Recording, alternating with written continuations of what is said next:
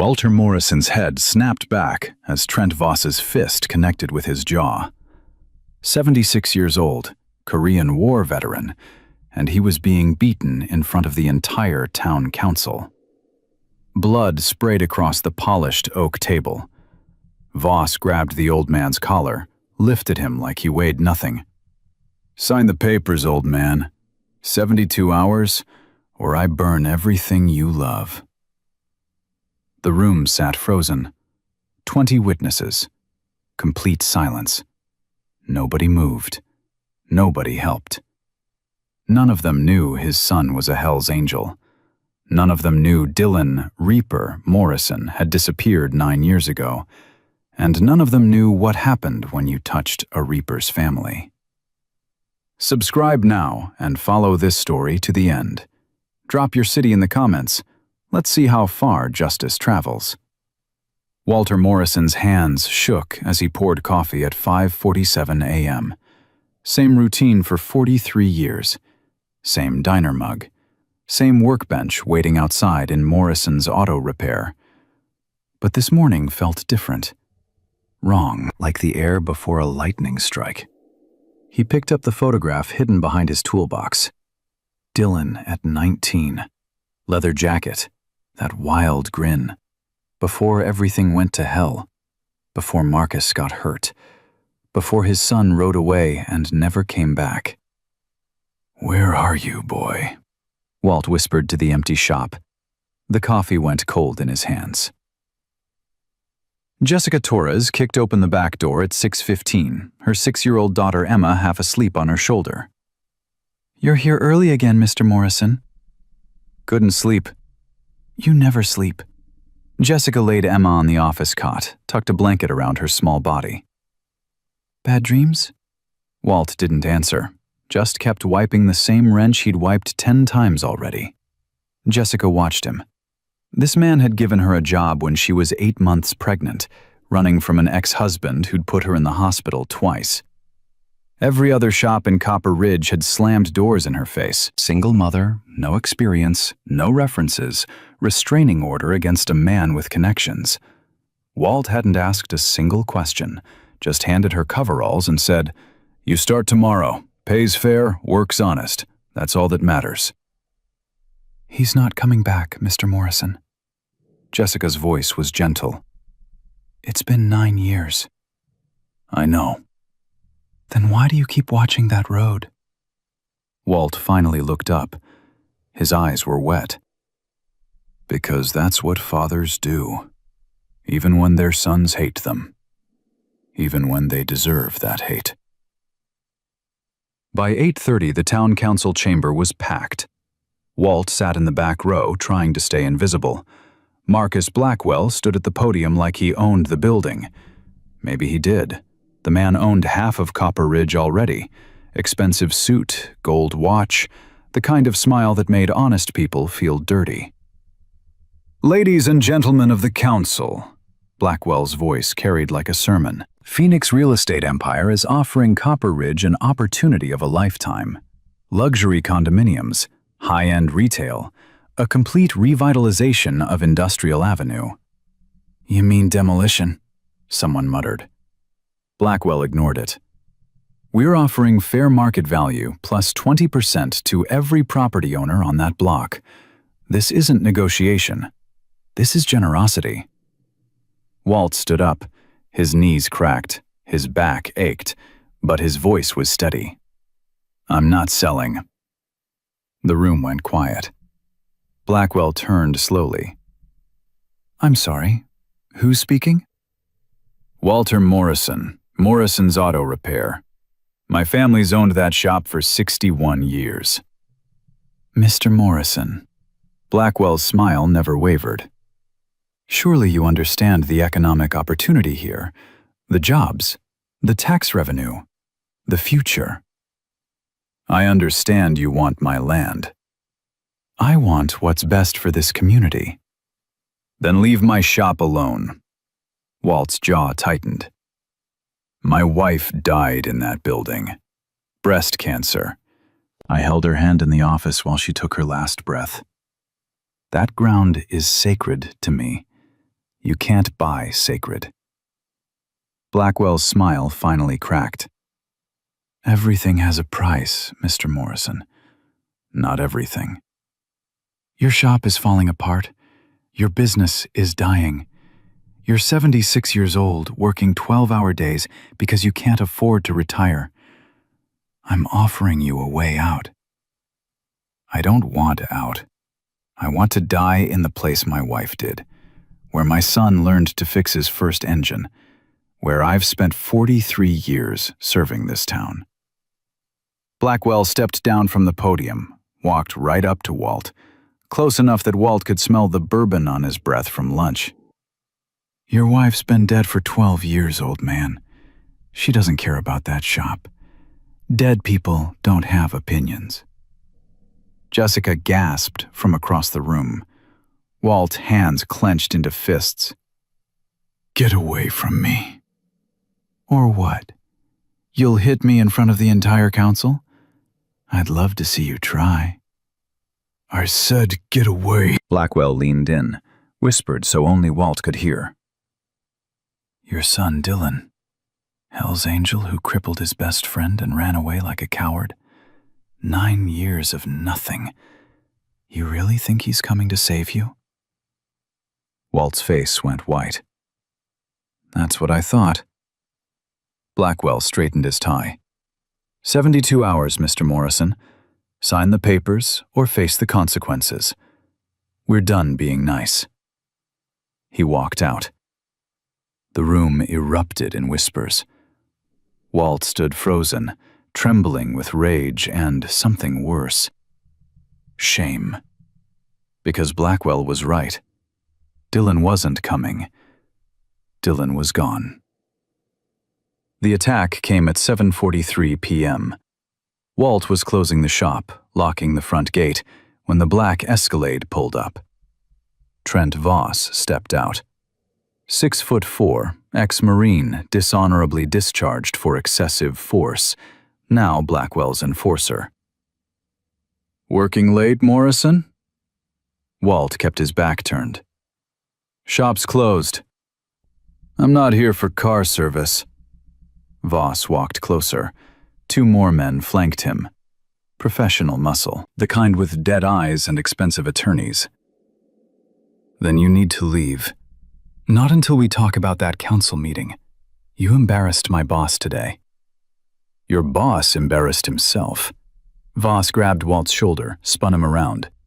Watch your mouth, old man. Don't touch me. Or what? Voss shoved him, hard.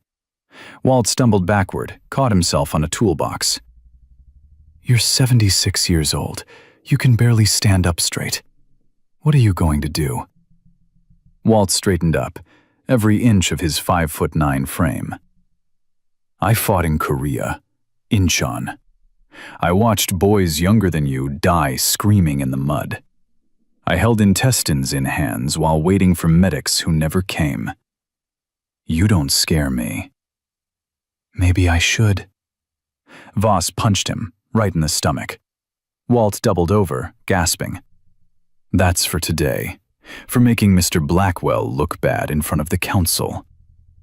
Walt tried to stand. Voss kicked his legs out. Walt hit the concrete floor, hard. Pain exploded through his hip. Stay down, old man. But Walt didn't stay down. He never stayed down. That's what Sarah had loved about him, what Dylan had inherited. That Morrison stubbornness that looked like courage, but felt like stupidity. He pushed himself up, hands shaking, blood in his mouth. You don't know when to quit, do you? Voss grabbed Walt by his shirt, dragged him toward the shop window. Let me teach you. He threw Walt through the plate glass. The crash was deafening. Glass exploded everywhere. Walt hit the ground inside the shop, felt ribs crack, felt warm blood spreading across his back and arms. Couldn't breathe, couldn't move. Voss stepped through the broken window, glass crunching under his boots. 72 hours, Morrison.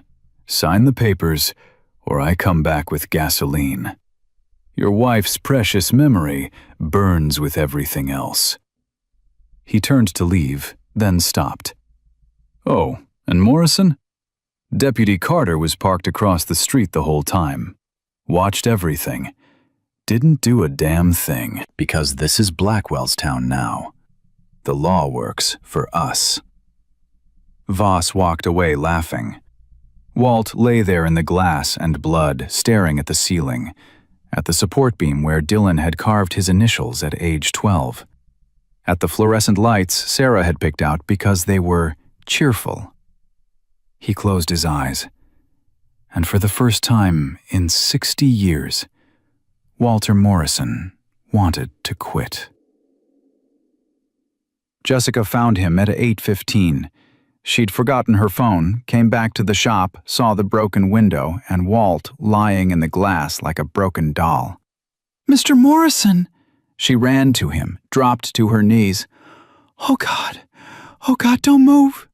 "Call ambulance," Walt whispered. Every word hurt.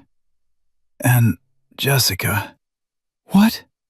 "Record everything. Photos, the window, the blood. Everything." "Why?" "Because they're going to say I fell. Then I'm a clumsy old man who had an accident." He grabbed her hand, squeezed. "I need proof. I need the truth." Jessica pulled out her phone with shaking hands, started taking pictures. Then she saw it. The security camera above the door. Walt had installed it 3 months ago after a break-in. "Mr. Morrison, the camera. Did it catch this?" Walt's eyes widened. "Check the feed. Hurry!" She ran to the office computer, pulled up the security footage, watched Voss arrive, watched the confrontation, watched Walt get thrown through the window, watched Deputy Randy Carter's patrol car parked across the street. Lights off, engine running, watching the whole thing, doing nothing. Jessica downloaded the footage to her phone, then she called 911. The ambulance arrived in 6 minutes. The police arrived in 8. Deputy Carter took the report, wrote "accidental fall" in his notebook, looked Jessica right in the eye and asked, "Did you see what happened?" "I saw everything." "And what did you see?"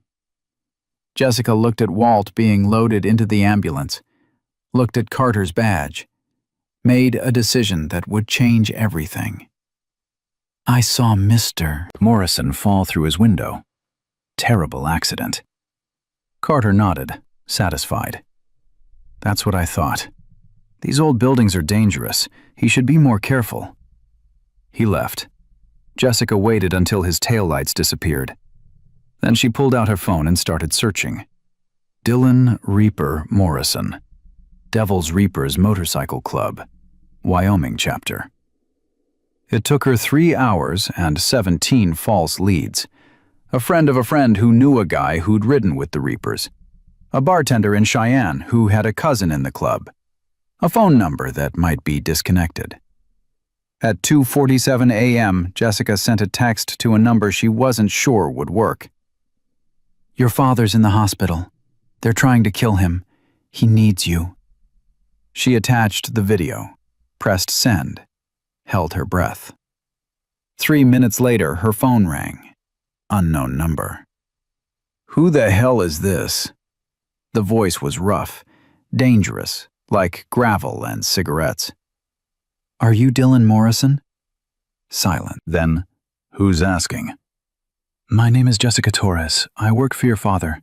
Someone just put him in the hospital." "My father and I don't speak." "I know, he told me. But Mr. Morrison, whoever you are, whatever happened between you two, he's 76 years old and bleeding in a hospital bed because some developer wants his shop.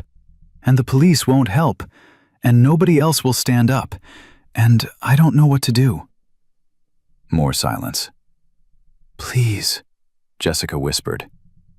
"I know you don't owe him anything. I know there's bad blood. But he's a good man, the best man I've ever known. And they're going to kill him. Send me the address. What? The hospital. Send me the address, now. Jessica's hands shook as she typed it. Are you coming? Tell my father. Dylan stopped. Tell him nothing. I'll be there in 6 hours. The line went dead. Dylan Morrison hadn't slept properly in 9 years. Not since the night Marcus Chen hit that pothole at 70 miles per hour. Not since the bike went sideways. Not since his best friend's spine shattered against a telephone pole. Marcus had been 23. Bright kid, funny, loyal. Following Dylan on a late-night run because that's what brothers did. They rode together. The doctors said Marcus would never walk again, paralyzed from the waist down. His whole life reduced to a wheelchair and physical therapy and dreams that would never come true. Marcus's mother had spit in Dylan's face at the hospital. You were supposed to protect him. You were his captain. You were supposed to keep him safe. Dylan had no answer. She was right. His father had been worse. Walt Morrison had looked at his son with eyes full of something worse than anger. Disappointment. You're not the boy I raised, Walt had said. That boy had honor, had responsibility.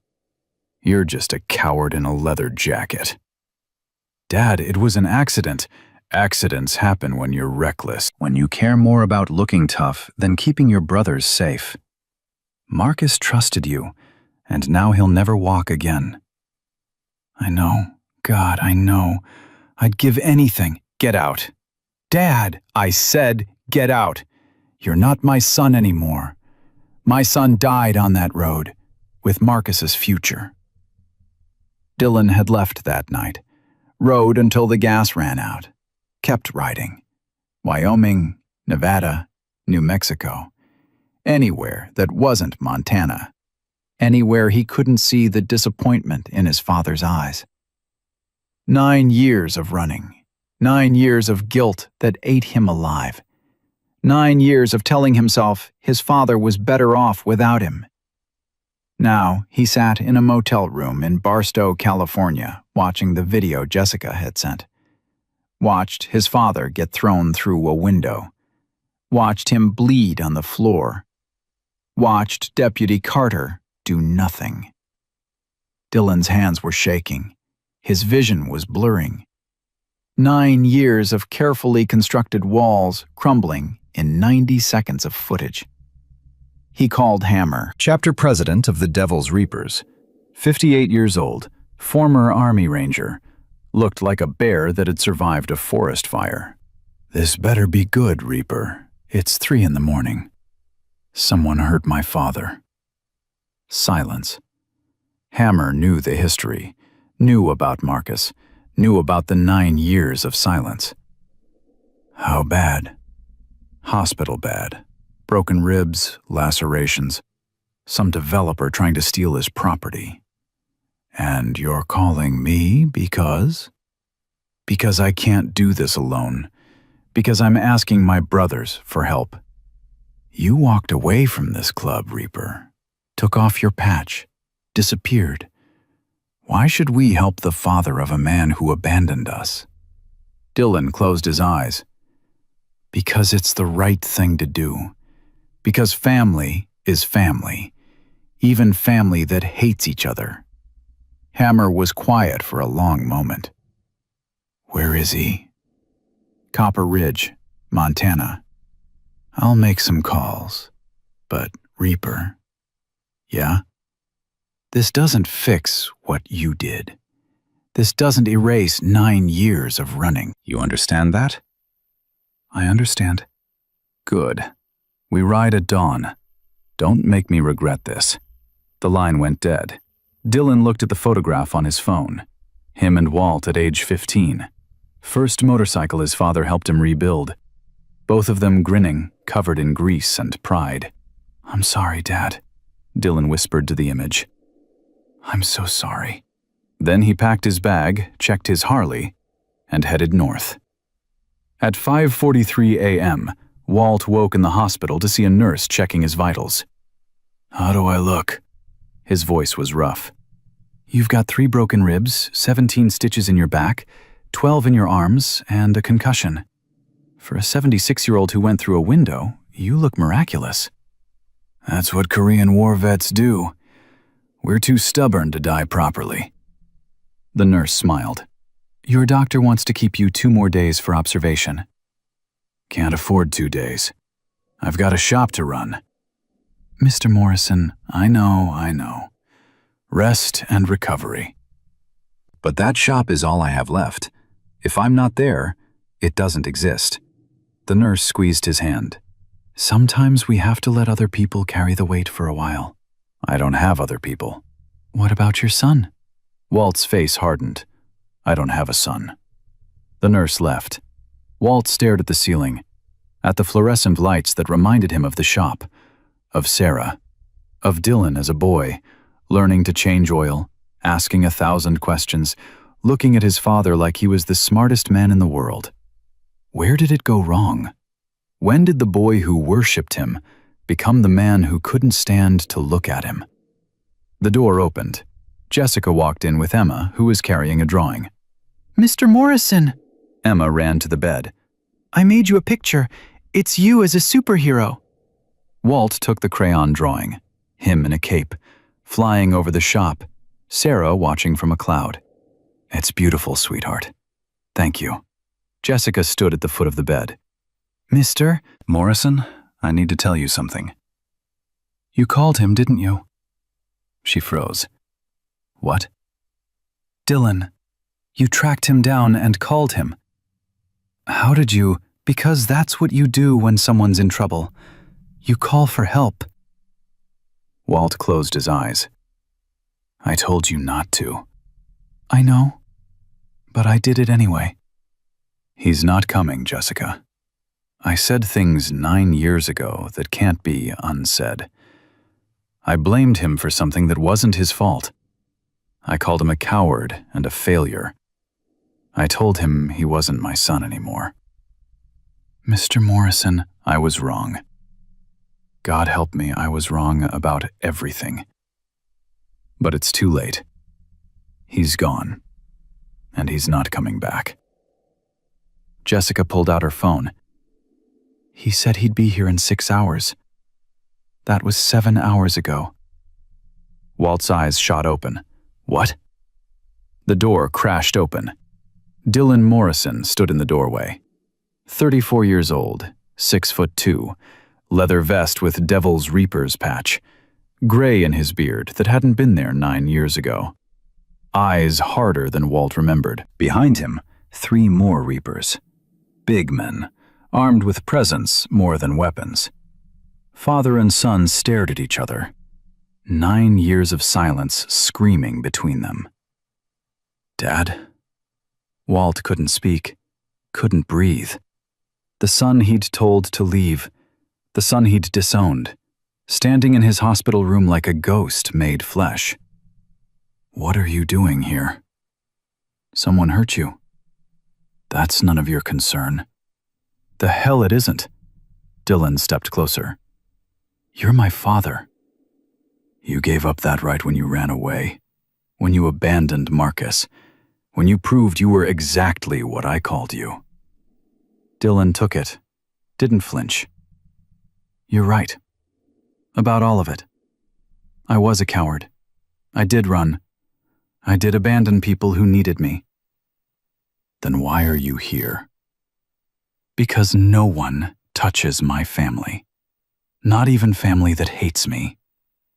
Walt's jaw tightened. "I don't hate you. Could have fooled me. I hate what you did. I hate that you ran instead of facing your mistakes. I hate that you let guilt turn you into someone I didn't recognize." Walt's voice cracked. "But I never stopped being your father. And you never stopped being my son. Even when I said otherwise." Dylan's eyes were wet. "Dad, don't apologize. Don't explain. Just tell me one thing." "What?" "Are you here to help or to ease your conscience? Dylan met his father's eyes. Both. Is that honest enough? For the first time in 9 years, Walt Morrison smiled at his son. Small, sad, but real. That's honest enough. The moment broke when footsteps echoed in the hallway. Heavy, deliberate, wrong. The Reapers moved instantly, flanking the door, hands near weapons they definitely had somewhere. Trent Voss walked in with 2 men in suits, lawyers by the look of them, expensive ones. He stopped when he saw the bikers. "Well, this is unexpected." Dylan stepped between Voss and Walt's bed. "Get out. I'm here on official business. Phoenix Real Estate needs Mr. Morrison to sign these papers." Voss held up documents. "Transfer of property. We're prepared to offer—" He said, "Get out." Voss finally really looked at Dylan. Saw the patch, saw the tattoos, saw the 3 Reapers behind him who looked like they ate nails for breakfast. "And you are?" "His son." Voss smiled. "The son who ran away. Dylan Morrison. We did our research. Hell's Angel dropout who crippled his best friend and disappeared. That's you, right?" Dylan didn't move, didn't react. "Walk away. Now, while you still can." "Or what?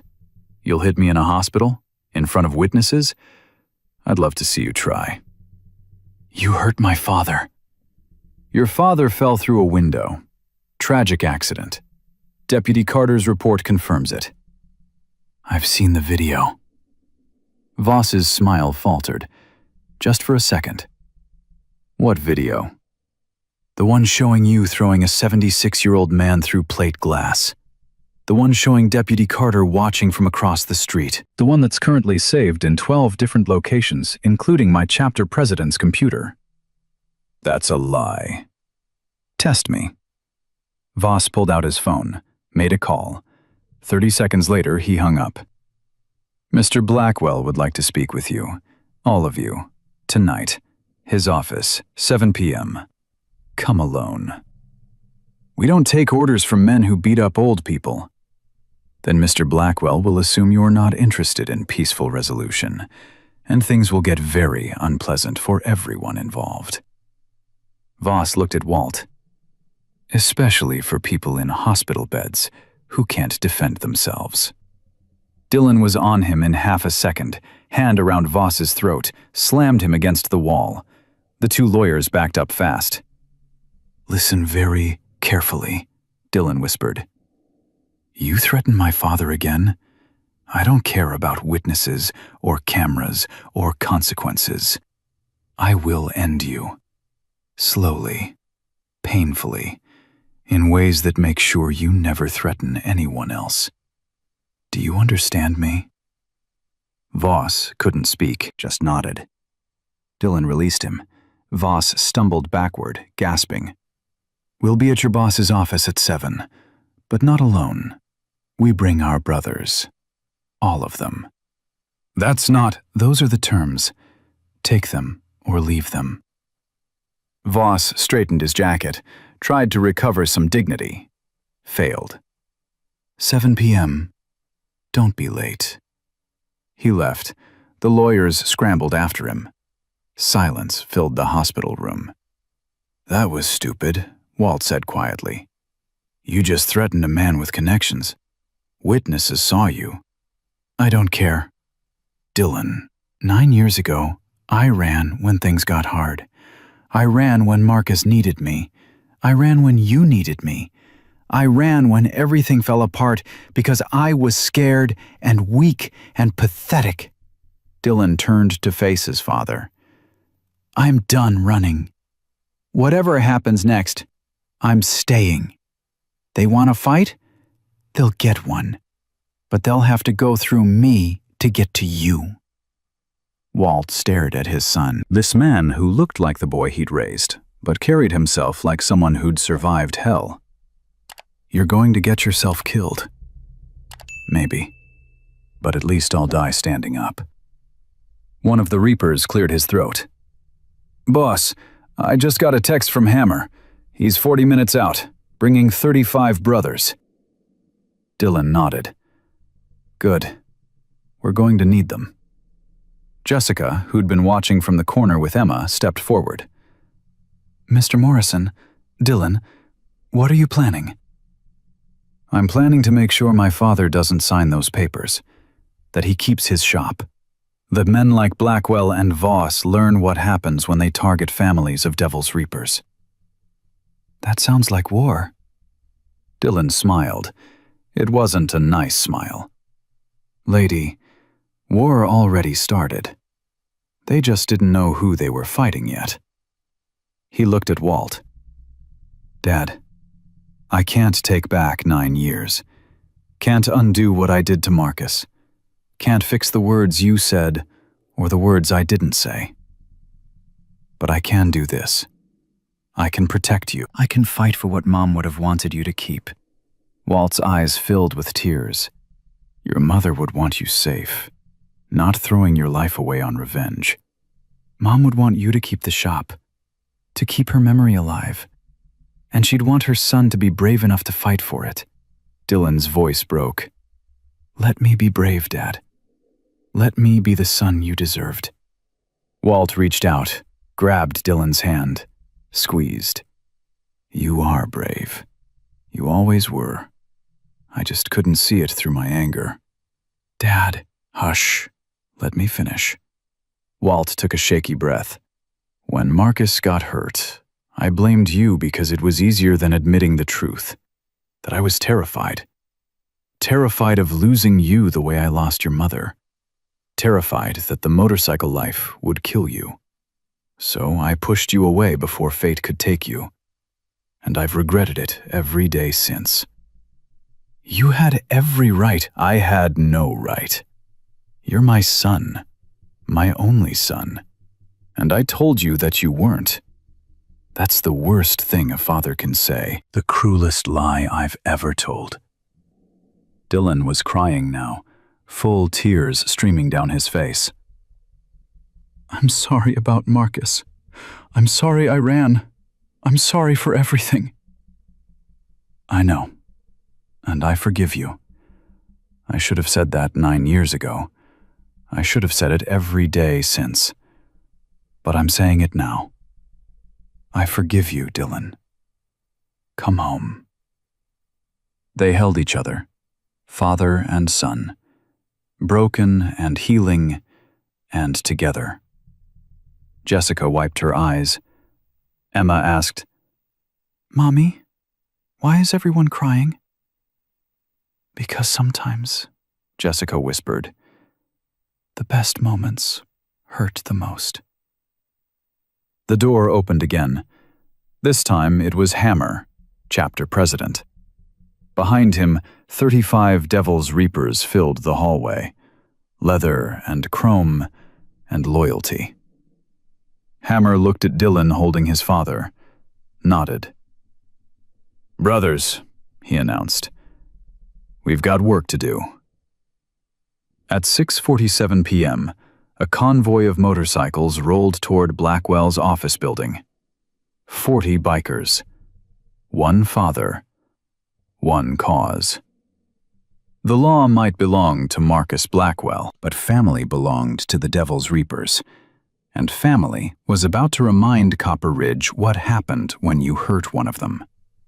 The receptionist's face went white when 40 Devil's Reapers walked into the marble lobby of Blackwell Tower. Her hand moved toward the phone. Hammer raised one finger. She froze.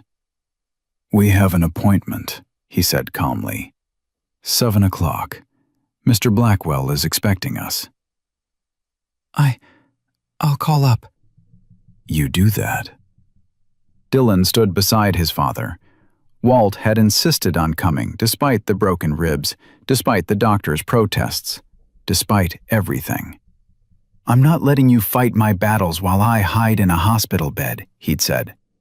End of discussion. Now Walt leaned on Dylan's arm, every breath clearly painful, But his back was straight. His jaw was set. Korean War veterans didn't cower. The elevator ride was silent. 30 floors up, the doors opened to reveal a penthouse office that screamed money and ego. Floor-to-ceiling windows, art that probably cost more than Walt's shop. Marcus Blackwell stood behind a desk made of glass and chrome, flanked by 6 security contractors in tactical gear. "Mr. Morrison," Blackwell smiled. "And you brought friends. How thoughtful." "You wanted to talk," Dillon said. "We're talking." "I wanted to talk to Walter, man to man, not to an army of criminals on motorcycles." "Careful what you call us," Hammer stepped forward. "We're law-abiding citizens, veterans most of us, business owners, taxpayers. We just happen to ride." "And break bones." "We protect family. Sometimes that requires force." Blackwell walked around his desk, hands in his pockets, casual, confident. "Let me be clear about something. I own this town. The mayor, the police chief, half the city council, they work for me. What I want, I get. It's simple economics." "My shop isn't for sale," Walt said. His voice was weak but steady. "Everything's for sale. It's just a matter of price." Blackwell pulled out a check, held it up. $500,000. Cash. Today. Sign the papers and walk away rich." "I don't want your money." "Your shop's worth maybe $200,000 on a good day. I'm offering more than double. That's not greed, Mr. Morrison. That's stupidity." Dillon squeezed his father's shoulder. "He said no." Blackwell turned to Dillon. "And you are?" "His son." "Ah, yes. The prodigal disappointment returns. How touching." Blackwell sat on the edge of his desk. "Tell me, Dillon, do you know what happens to people who stand in my way?" "I've got a pretty good idea." "Do you? Because I have resources you can't imagine. Lawyers who could tie you up in court for years, contractors who make problems disappear, connections that reach from here to Washington, D.C., connections that are about to be very interested in assault charges and witness intimidation." Dillon pulled out his phone. "I've got video of your boy Voss throwing my father through a window. Got footage of Deputy Carter watching and doing nothing. That video is currently in the hands of the State Attorney General's office, the FBI, and 3 news networks." Blackwell's smile didn't waver, but his eyes went cold. "You're bluffing. Test me." "Even if that were true, videos can be explained, edited, discredited. I have the best lawyers money can buy. And we have the truth." "The truth?" Blackwell laughed. "The truth is whatever the court believes, and I own the courts." Walt spoke up, his voice cutting through the testosterone. "Why are you doing this? You've got money, power. Why do you need my shop so badly?" "Because it's in the way. Because your block is the last piece of my development. Because I've invested $40 million into this project, and I won't let one stubborn old man ruin my return on investment." "So it's just business." "It's always just business." Walt nodded slowly. "That's the difference between men like you and men like me. For you, it's property and profit margins. For me, it's memory and meaning. My wife died in that shop.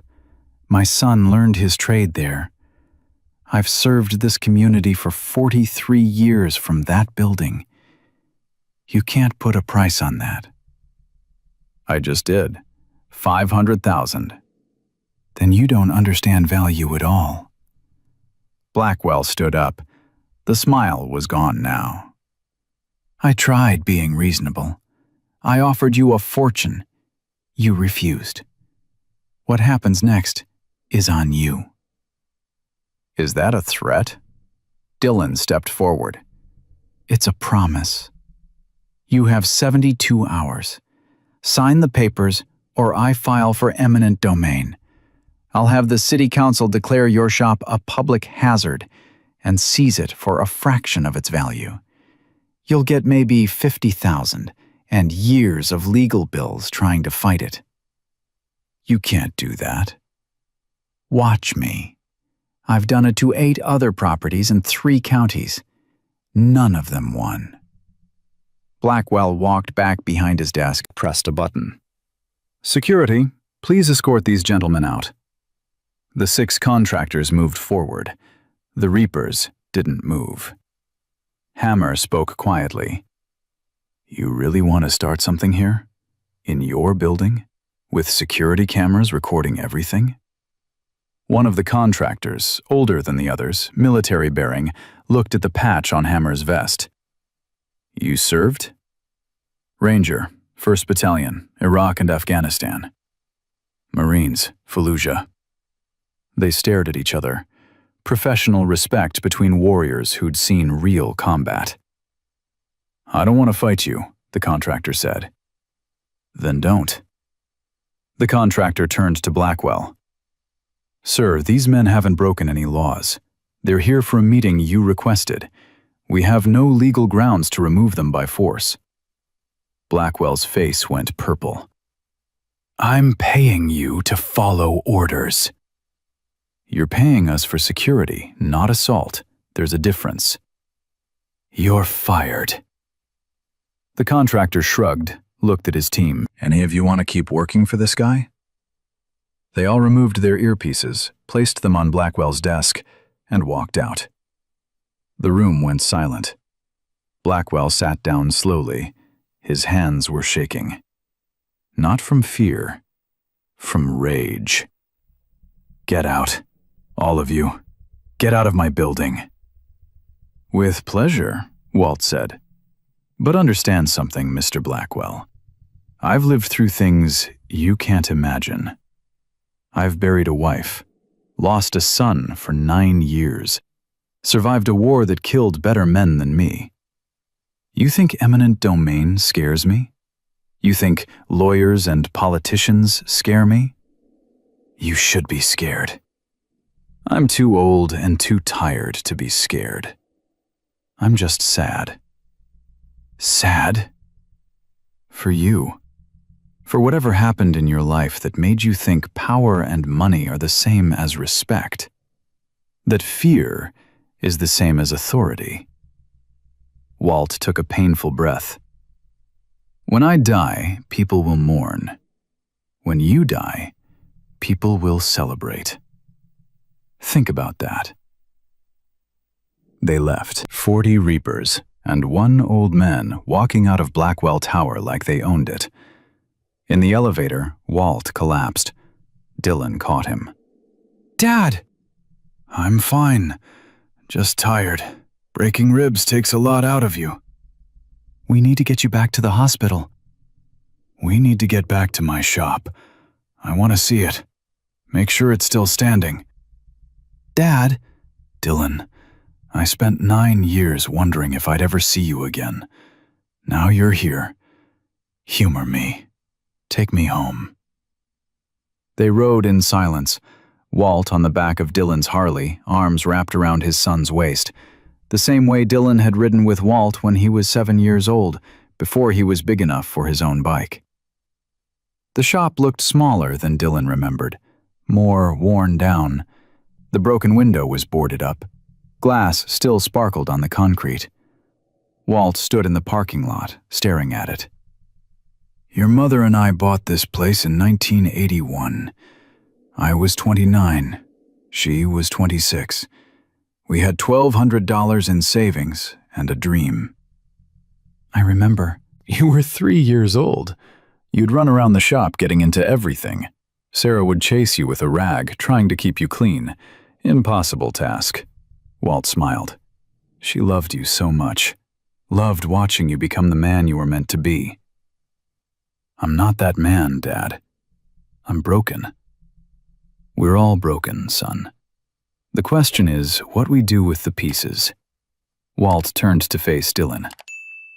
After Marcus got hurt, I blamed you. Said terrible things. But the truth is, I was terrified. Terrified of losing you the way I lost your mother. So I pushed you away first, thought it would hurt less. Did it? No, it hurt more. Every single day. Walt's voice cracked. I'm sorry, Dylan. For making you carry guilt that wasn't yours. For being too proud and too scared to tell you I was wrong. For wasting 9 years we could have spent together. Dylan couldn't speak, just pulled his father into a careful hug, mindful of the broken ribs. I love you, son. Always have. Always will. No matter what happens with Blackwell or this shop or anything else, you're my boy. My only boy. I love you too, Dad. Jessica's voice interrupted them. Mr. Morrison, Dylan, you need to see this. She was standing at the shop's back door, holding her phone. Her face was pale. They followed her inside. She pulled up a news article. It just posted 20 minutes ago. The headline read, Violent Motorcycle Gang Threatens Local Developer. The article painted the Reapers as criminals, called Walt a bitter old man refusing fair compensation, quoted anonymous sources saying Dylan Morrison had assaulted Trent Voss in the hospital. Son of a bitch, Dylan whispered. There's more. Jessica scrolled down. Blackwell's filing emergency injunction tomorrow morning, claiming you're dangerous, seeking restraining order to keep all Devil's Reapers at least 500 feet from his properties, including this shop. He can't do that. He just did. Hammer pulled out his phone, made a call, listened, hung up. Judge already signed it. Effective 8 a.m. tomorrow. Any Reaper who comes within 500 feet of this property gets arrested. That means you can't protect the shop, Walt said quietly. That means we need a different strategy. What strategy? We're out of options. Dylan looked around the shop, at the tools his father had used for 43 years, at the workbench where he'd learned to change his first oil, at the office where his mother had done the books every Sunday afternoon. We go public, he said. What? Blackwell's controlling the narrative, making us look like criminals. We need to tell our side, get the community involved. The community is terrified of Blackwell, Jessica said. He's ruined anyone who stood against him.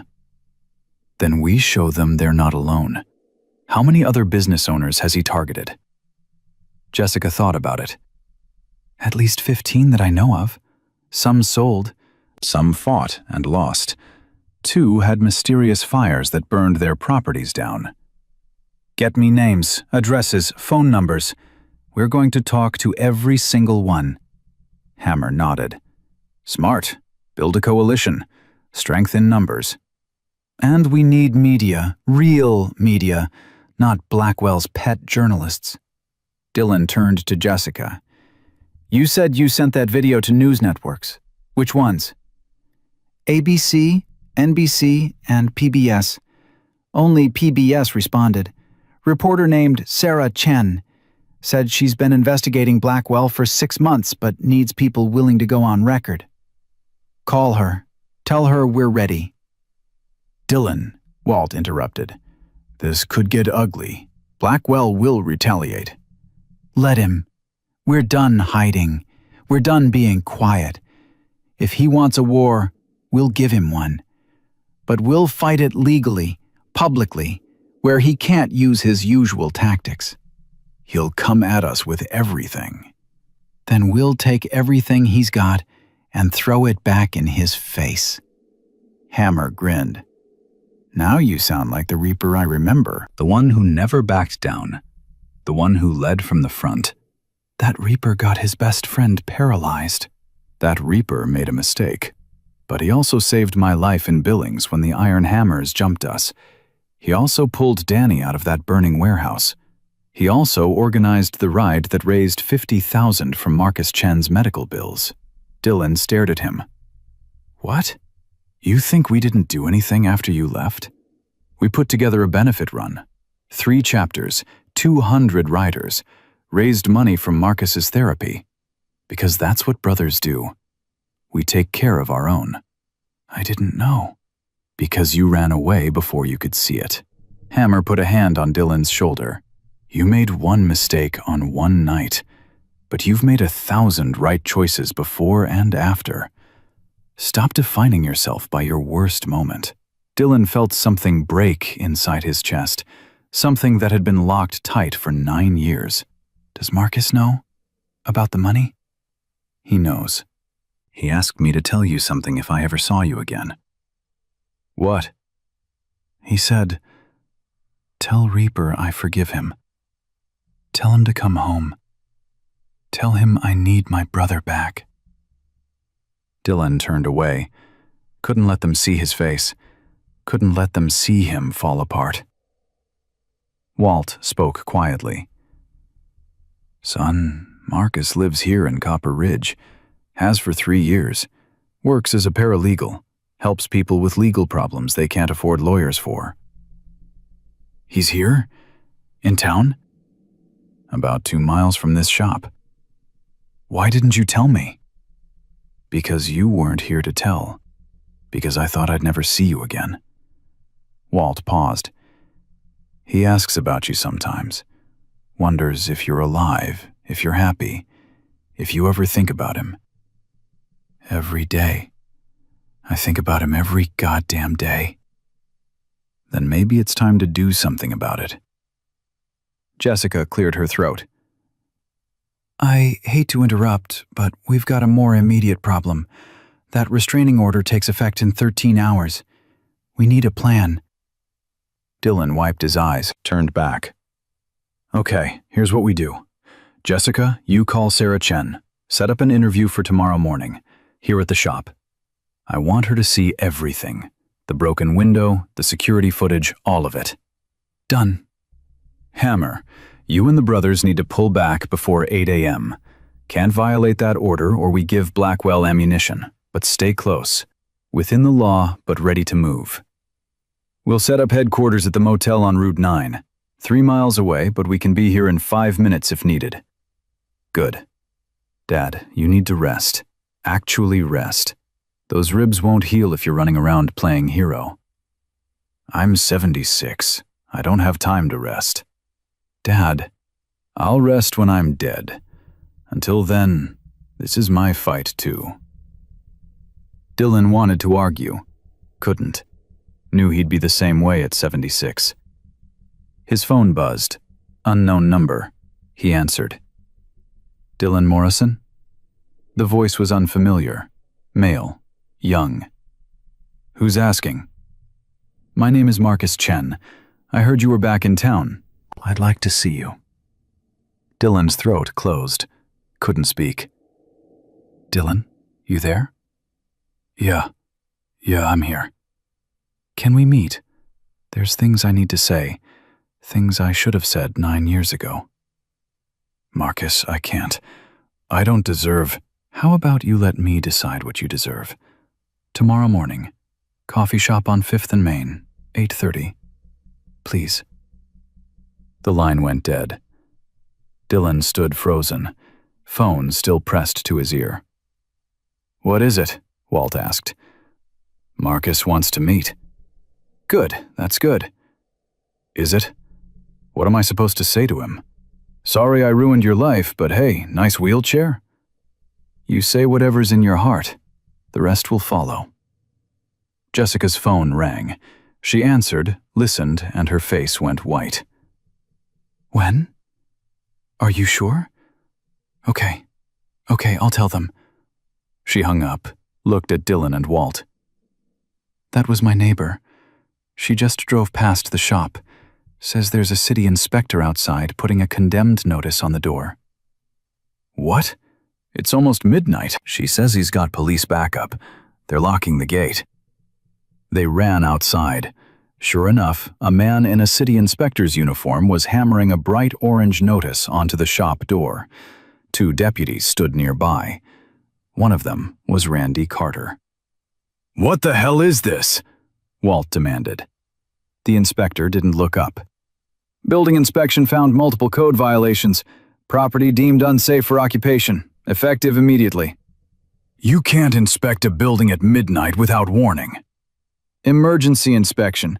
We received reports of structural damage following an incident earlier this week. He finished hammering, stepped back. Property is condemned until repairs are made and re-inspection is passed. Repairs that will take months. Permits that will take longer. Convenient. Dylan stepped forward. This is Blackwell's doing. I don't know what you're talking about. I'm just doing my job. Your job is to harass old men in the middle of the night? Deputy Carter finally spoke. Morrison, I'd suggest you back off. Don't want to add obstructing a city official to your growing list of problems. My growing list? You watched Voss throw my father through a window and did nothing. You're on that security footage. The whole world's going to see what kind of cop you are. Carter's hand moved to his belt. Not his gun. His radio. I was investigating. Maintaining surveillance. That's called police work. That's called being bought. How much did Blackwell pay you to look the other way? You're making serious accusations without proof. I've got all the proof I need. The inspector locked the gate with a padlock, handed Walt a citation. You have 30 days to appeal. Until then, property remains condemned and inaccessible. They walked away. The deputies stayed, making sure Walt didn't try to break into his own shop. They're cutting us off, Hammer said quietly. Can't work the shop if it's condemned. Can't fight eminent domain if you're not using the property. It's a setup, Jessica added. He's forcing Walt's hand. Either sell now or watch the property get seized for abandonment. Walt stared at the condemned notice. His life's work locked behind a chain-link gate. 43 years reduced to a piece of paper and a padlock. I'm tired, he said finally. I'm so damn tired. Dad, we'll fight this. How? They control everything. The police, the inspectors, the judges. You were right all those years ago. I should have sold when Sarah died. Started over somewhere else. This town doesn't want me anymore.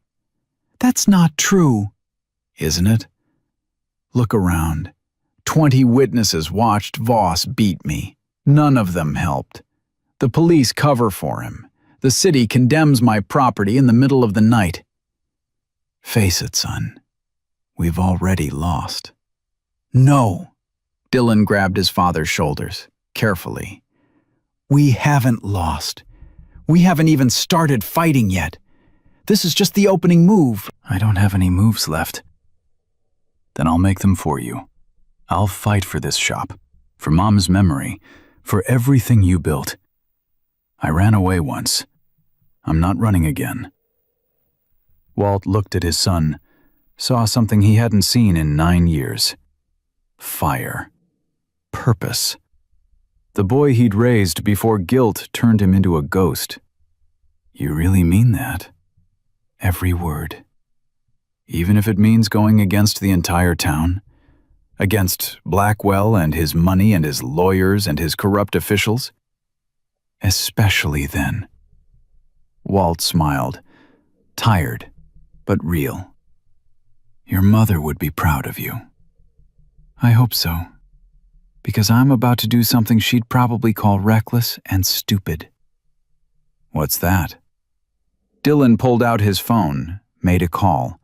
Someone answered on the first ring. Sarah Chen, this is Dylan Morrison. I've got a story for you, and it's going to blow this whole thing wide open. He talked for 5 minutes, hung up, looked at Hammer. Call every chapter within 500 miles. I need brothers here by morning. As many as you can get. What are you planning? Blackwell wants to control the narrative? Fine. We're going to give the world a narrative he can't spin. We're going public. All of it. The assault, the corruption, the condemned building, everything. That's declaring war. War was declared when Voss put his hands on my father. We're just choosing to fight back. Dylan looked at the locked shop, at the condemned sign, at his father standing there looking older and frailer than he'd ever seen him. Tomorrow morning, Marcus Blackwell is going to wish he'd never heard the name Morrison. At 6:47 a.m., Sarah Chen arrived at Morrison's auto repair with a camera crew. She was 52, former investigative journalist for the Denver Post before moving to Montana to care for her aging mother. Now she worked for PBS doing local interest stories. But this wasn't a local interest story. This was the story she'd been hunting for 6 months. Dylan met her at the locked gate. "Thank you for coming." "Thank you for trusting me. I've been trying to get someone to go on record about Blackwell for half a year. Everyone's too scared." "We're past scared. We're at desperate."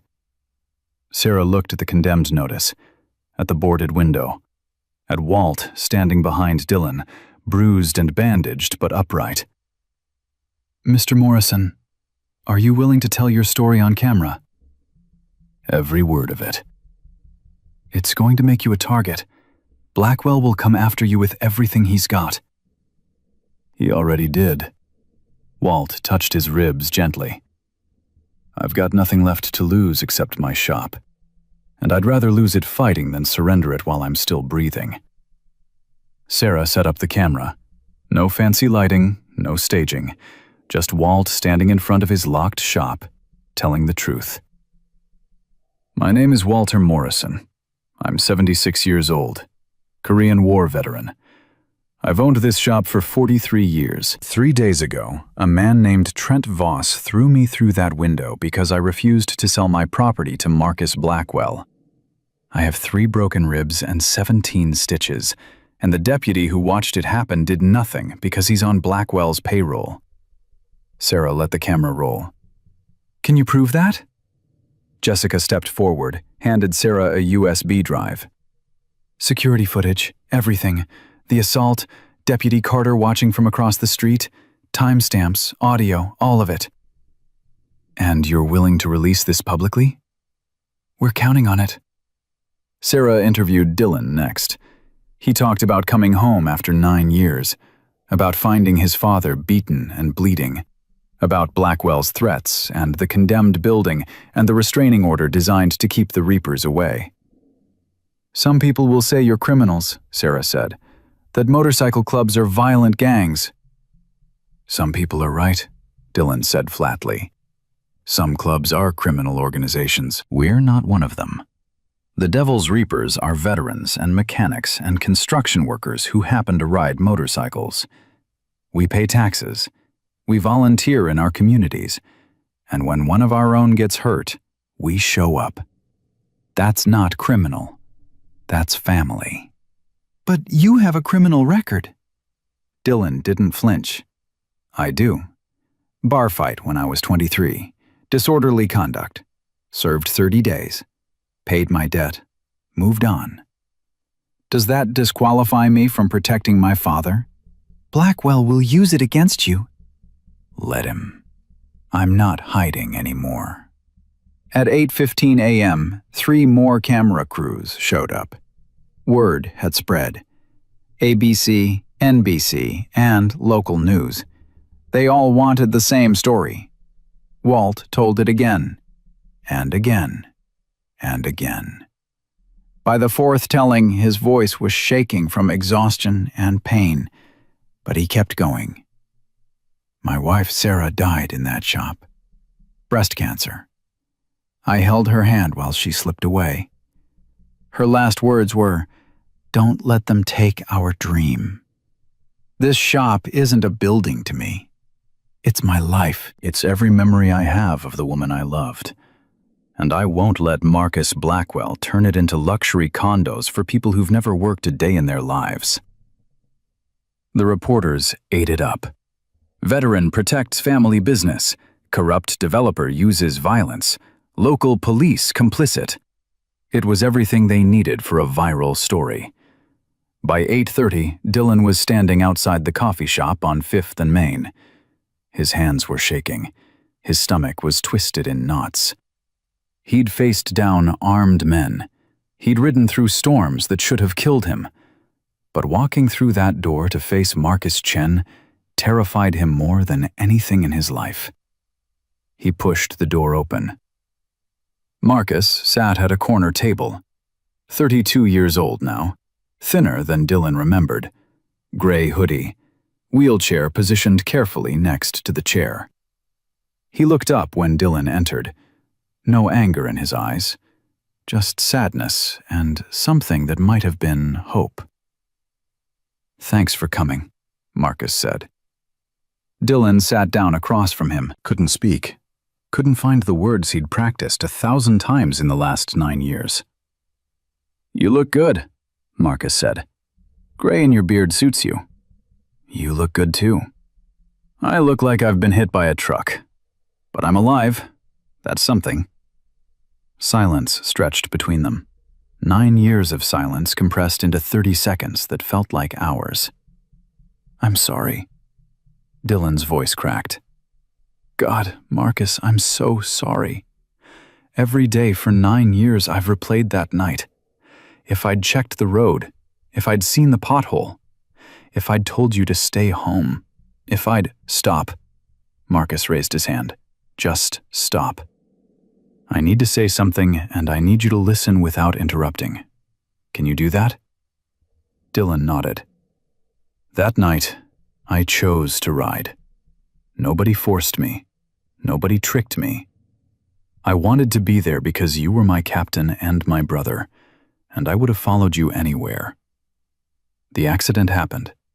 It wasn't your fault. It wasn't my fault. It was just one of those terrible things that life throws at you sometimes. But I should have—" "I said, don't interrupt." Marcus's voice was firm. "After you left, I spent 2 years hating you, blaming you, telling myself that if you'd been a better captain, a better friend, I'd still be walking. The hatred ate me alive, made me bitter and angry and miserable. Physical therapy hurt. Learning to live in this chair hurt. But the hatred hurt worse than any of that." Dylan couldn't look at him, couldn't bear to see the truth in Marcus's eyes. Then one day my therapist asked me a question. She said, "Who does your anger hurt more? Dylan, who isn't here? Or you, who has to carry it every day?" And I realized the answer. My anger was only destroying me. You were gone. You'd already punished yourself by leaving. I was just punishing myself by holding on. So I let it go. Not all at once, not easily, but slowly, day by day, I let go of the blame and the anger and the bitterness. And you know what happened? Dylan finally looked up. Marcus was smiling. I got my life back. Not the life I had before, a different life, a better life in some ways. I went to school, got my paralegal certification, started helping people who couldn't afford lawyers fight against people like Blackwell. Found purpose in the pain. And I realized something important. What? That accident didn't destroy my life. It changed it. And change isn't always destruction. Sometimes it's transformation. Dylan felt tears burning in his eyes. I don't deserve your forgiveness. Good thing forgiveness isn't about deserving. It's about choosing to stop carrying a burden that's too heavy for anyone to bear alone. Marcus reached across the table, put his hand on Dylan's. I forgive you, brother. Not because you earned it, because I need to forgive you so I can move forward. And because you're my family. Always have been, always will be. Dylan broke. 9 years of guilt and shame and self-hatred came pouring out in ugly, heaving sobs. He tried to hold it back, failed. Just sat there crying in a coffee shop while Marcus held his hand and waited. I ran away, Dylan finally said. When you needed me most. When your mom needed support. When the club needed to know you'd be okay. I just ran. Yeah, you did. That was cowardly and selfish and wrong. I know. But you came back. When your father needed you, you came back. That takes a different kind of courage. The kind that admits mistakes and faces consequences. I'm proud of you for that. How can you be proud of me? Look what I did to you. Look what you didn't do to me. You didn't abandon me forever. The Reapers held a benefit ride, raised $50,000 for my medical bills. Hammer said you organized it before you left, that you made them promise to take care of me. Is that true? Dylan nodded. Then you didn't abandon me. You made sure I was taken care of, even when you couldn't be there yourself. That's not cowardice. That's love, in the only form you could manage at the time. Your mom spit in my face. My mom was grieving her son's future. She's different now, calmer. She asks about you sometimes, wonders if you're alive, if you're happy, if you've forgiven yourself. I haven't. Then that's your homework. I've forgiven you. Your dad's forgiven you. The club's forgiven you. Now you need to forgive yourself. Because carrying that guilt isn't noble. It's just self-destructive. Dylan wiped his eyes. When did you get so wise? Around the time I realized that wheelchairs don't define you. Choices do. And I choose to be happy. I choose to be useful. I choose to love my brothers even when they screw up spectacularly. They sat together for another hour, talking, laughing, crying, rebuilding a brotherhood that 9 years and a shattered spine hadn't actually destroyed. Your dad told me about Blackwell, Marcus said as they were leaving. About the assault, the condemned shop, all of it. We're fighting it. I know. I'm helping. Marcus, you don't have to. Yes, I do. Because that's what brothers do. And because Blackwell's been destroying this town for years. It's time someone stood up to him. Might as well be us. Marcus rolled toward the door, then stopped. Oh, and Dylan? Yeah? I've been researching Blackwell's past deals. Found some interesting things in public records. Things that might help your fight. Meet me at my office this afternoon. I'll show you. At 11:47 a.m., the first news story went live. Sarah Chen's interview with Walt, the security footage of the assault, Deputy Carter's patrol car clearly visible in the background. Within an hour, it had 10,000 views. Within 2 hours, 50,000. By noon, it was trending on every social media platform. The comments poured in, some supportive, some skeptical. But most were outraged. How is this legal? Fire Deputy Carter immediately. Blackwell should be in prison. This veteran deserves better. Those bikers are heroes. Marcus Blackwell watched the video from his office, watched his carefully constructed empire start to crack. He called his lawyer. We need to sue. Defamation, slander, everything. Sue who? The news networks? You'll lose. Truth is an absolute defense. Sue the old man? You'll look like a monster. Sue the bikers? They're veterans. Half of them have Purple Hearts. You can't win this in court. Then how do I win? You don't. You cut your losses and walk away. I've invested $40 million. I'm not walking away. Then you're going to lose everything. That video has 500,000 views.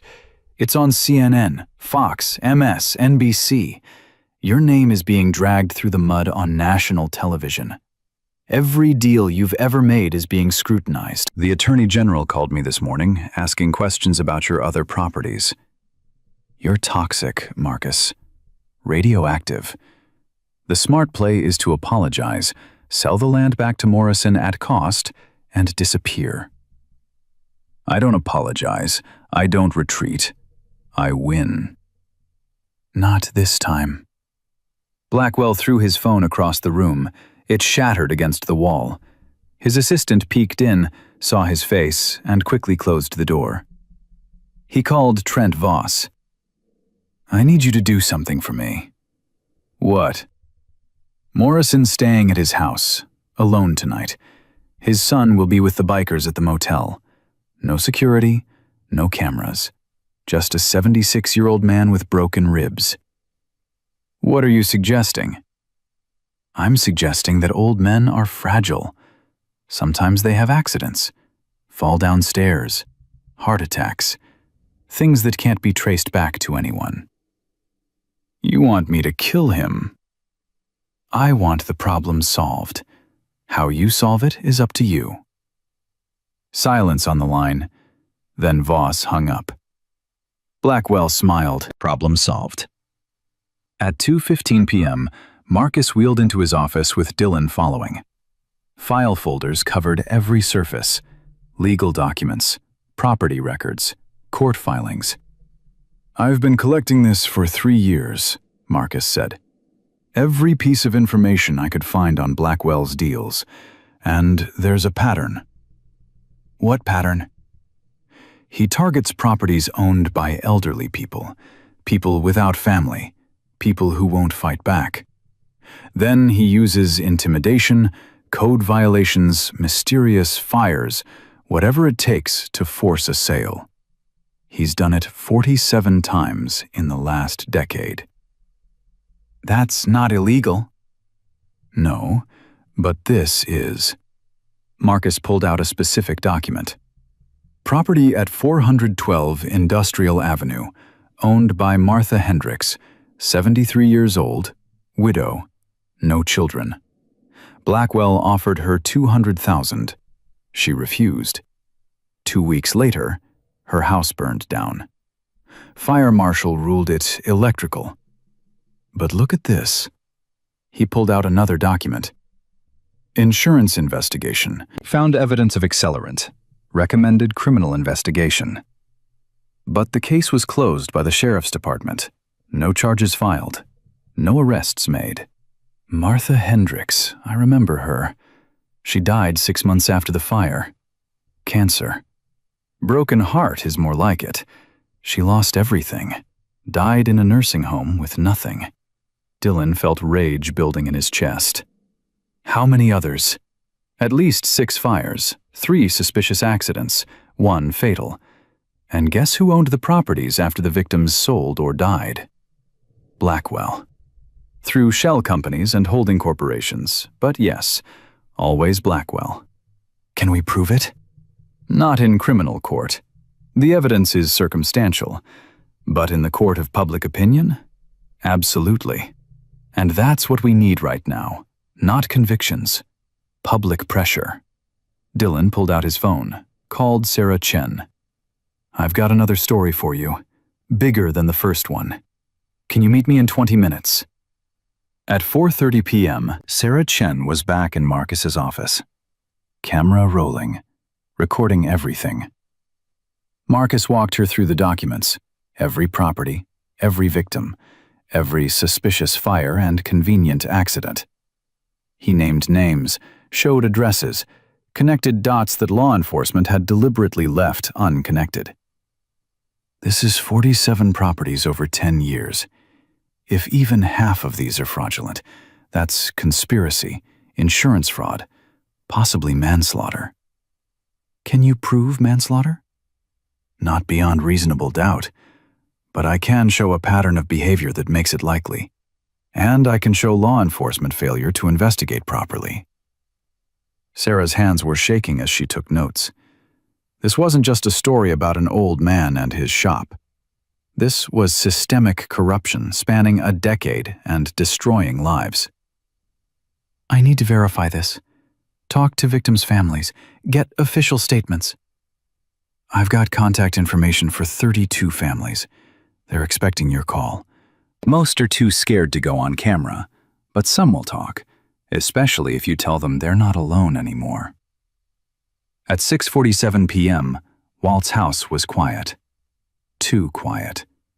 He sat in his recliner, the same chair Sarah had died in, watching the news coverage of his own story, watching his face on every channel, watching the country debate whether he deserved to keep his shop. Most comments were supportive, but some weren't. "He's just being stubborn. Take the money and retire. Bikers are criminals. This old man is being manipulated. Blackwell has rights too. His property rights matter." Walt turned off the television. Couldn't watch anymore. The pain in his ribs was getting worse. The doctor had prescribed oxycodone. Walt had refused. Didn't trust pain pills. Didn't trust anything that made him fuzzy when he needed to be sharp. A knock at the door. Walt struggled to his feet, walked slowly to the entrance, checked the peephole. Trent Voss stood on his porch. Alone. Walt's blood went cold. He reached for his phone, pressed the emergency button that would alert Dylan and the Reapers. Then he opened the door. "Mr. Voss, come to finish what you started?" Voss looked different, uncomfortable. His hands were empty, no weapon visible. "Mr. Morrison, I need to talk to you." "We've got nothing to say." "I think we do. Can I come in?" "You threw me through a window. You really think I'm letting you in my house?" "Please, just 5 minutes. That's all I'm asking." Something in Voss's voice made Walt pause. Not threat. Desperation. "Fine. 5 minutes. But the door stays open, and I've already alerted my son. He'll be here in 3 minutes." "I don't need 3 minutes." Walt stepped back. Voss walked in, looked around at the photos on the walls. Walt and Sarah on their wedding day, Dylan as a baby, the Morrison family history in frames and memories. "Nice house." "You didn't come here for small talk." Voss turned to face him. "Blackwell wants me to kill you." Walt felt his heart skip. "What?" "He called me 3 hours ago. Told me to make it look like an accident. Heart attack, fall, something untraceable. He's desperate. The media coverage is destroying him. His investors are pulling out. His other projects are being investigated. You're costing him everything." "So you came here to warn me or to kill me?" "I don't know." Voss sat down heavily, put his head in his hands. "I've done a lot of things I'm not proud of. Worked for bad people, hurt people who didn't deserve it. Convinced myself it was just business, just following orders, just doing my job." "That's what every monster says." I know, and I hate myself for it." Voss looked up. His eyes were red. "I threw you through a window. A 76-year-old man, a veteran, someone's father. And I did it for money, for a paycheck. I've been lying to myself for 5 years saying I'm just security, just muscle, just doing what I'm told. But I'm not. I'm a thug, a criminal, a man my mother would be ashamed of." "Your mother?" "She died last year, cancer. In her last days, she asked me what I do for a living. I couldn't tell her. Couldn't look her in the eye and say I beat people up for rich men. So I lied. Said I was doing security consulting, technical protection services." Voss's voice broke. "She died thinking I was a good man. And I'm not. I'm exactly what you think I am." Walt sat down across from him, every instinct screaming danger. But something in Voss's posture, in his voice, rang true. "Why are you telling me this?" "Because I'm done. Done with Blackwell. Done with being the kind of man who hurts people for money. Done lying to myself that I'm anything other than a coward who follows orders. What do you want from me? Nothing. I want to give you something. Voss pulled out his phone, started playing a recording. Blackwell's voice came through clear as day. I need you to do something for me. Morrison's staying at his house, alone tonight. I want the problem solved. How you solve it is up to you. Walt felt his blood run cold. That's Blackwell ordering a hit. On tape, dated and timestamped, along with 12 other recordings of him ordering illegal acts, bribery, intimidation, insurance fraud, arson. All of it. 5 years of evidence. Why would you record your own boss? Insurance. I'm not stupid. I knew someday Blackwell would turn on me, throw me under the bus to save himself. I recorded everything as protection. Voss handed the phone to Walt. But I don't need protection anymore. I need redemption. And this is the only way I know how to get it. The front door burst open. Dylan rushed in with 4 Reapers, stopped when he saw Voss sitting calmly on the couch. Dad, are you okay? I'm fine. Mr. Voss was just leaving. But first, Dylan, you need to hear this. Walt played the recording. Dylan's face went from confused to furious to shocked. That's Blackwell ordering my father's murder. That's him ending his own career, Voss said. He stood up slowly. I'm turning myself in, going to the state police, confessing to everything, every crime I've committed, every order I followed, every person I hurt. Mr. Morrison, I can't undo throwing you through that window, can't take back the pain I caused, but I can make sure Blackwell doesn't hurt anyone else. Why should we believe you? Dylan stepped forward. You could be wearing a wire. This could be a setup. Then arrest me. Take that phone to the police yourself. I don't care. I'm done caring. I just want to be able to look at myself in the mirror again. To be someone my mother could have been proud of. Walt stood up, walked over to Voss, extended his hand. Thank you. What you're doing takes courage. Voss shook his hand. I'm not courageous. I'm just finally doing the right thing after 5 years of doing wrong. But it's a start. He walked toward the door. Dylan blocked his path. You hurt my father. I should break every bone in your body for that. You should. I deserve it. They stared at each other, warrior to warrior. But you won't, Voss continued. Because you're better than me. Better than Blackwell. Better than all of us. Your father raised you right. Dylan stepped aside. Voss left. They watched through the window as he got in his car and drove away. Do you believe him? Dylan asked. I don't know. But if that recording is real, Blackwell is finished. Dylan immediately called Sarah Chen, then the state attorney general, then every news outlet he had on speed dial. By midnight, the recording was everywhere. Blackwell's voice ordering a murder broadcast on every news channel. The FBI issued a warrant. State police surrounded Blackwell Tower.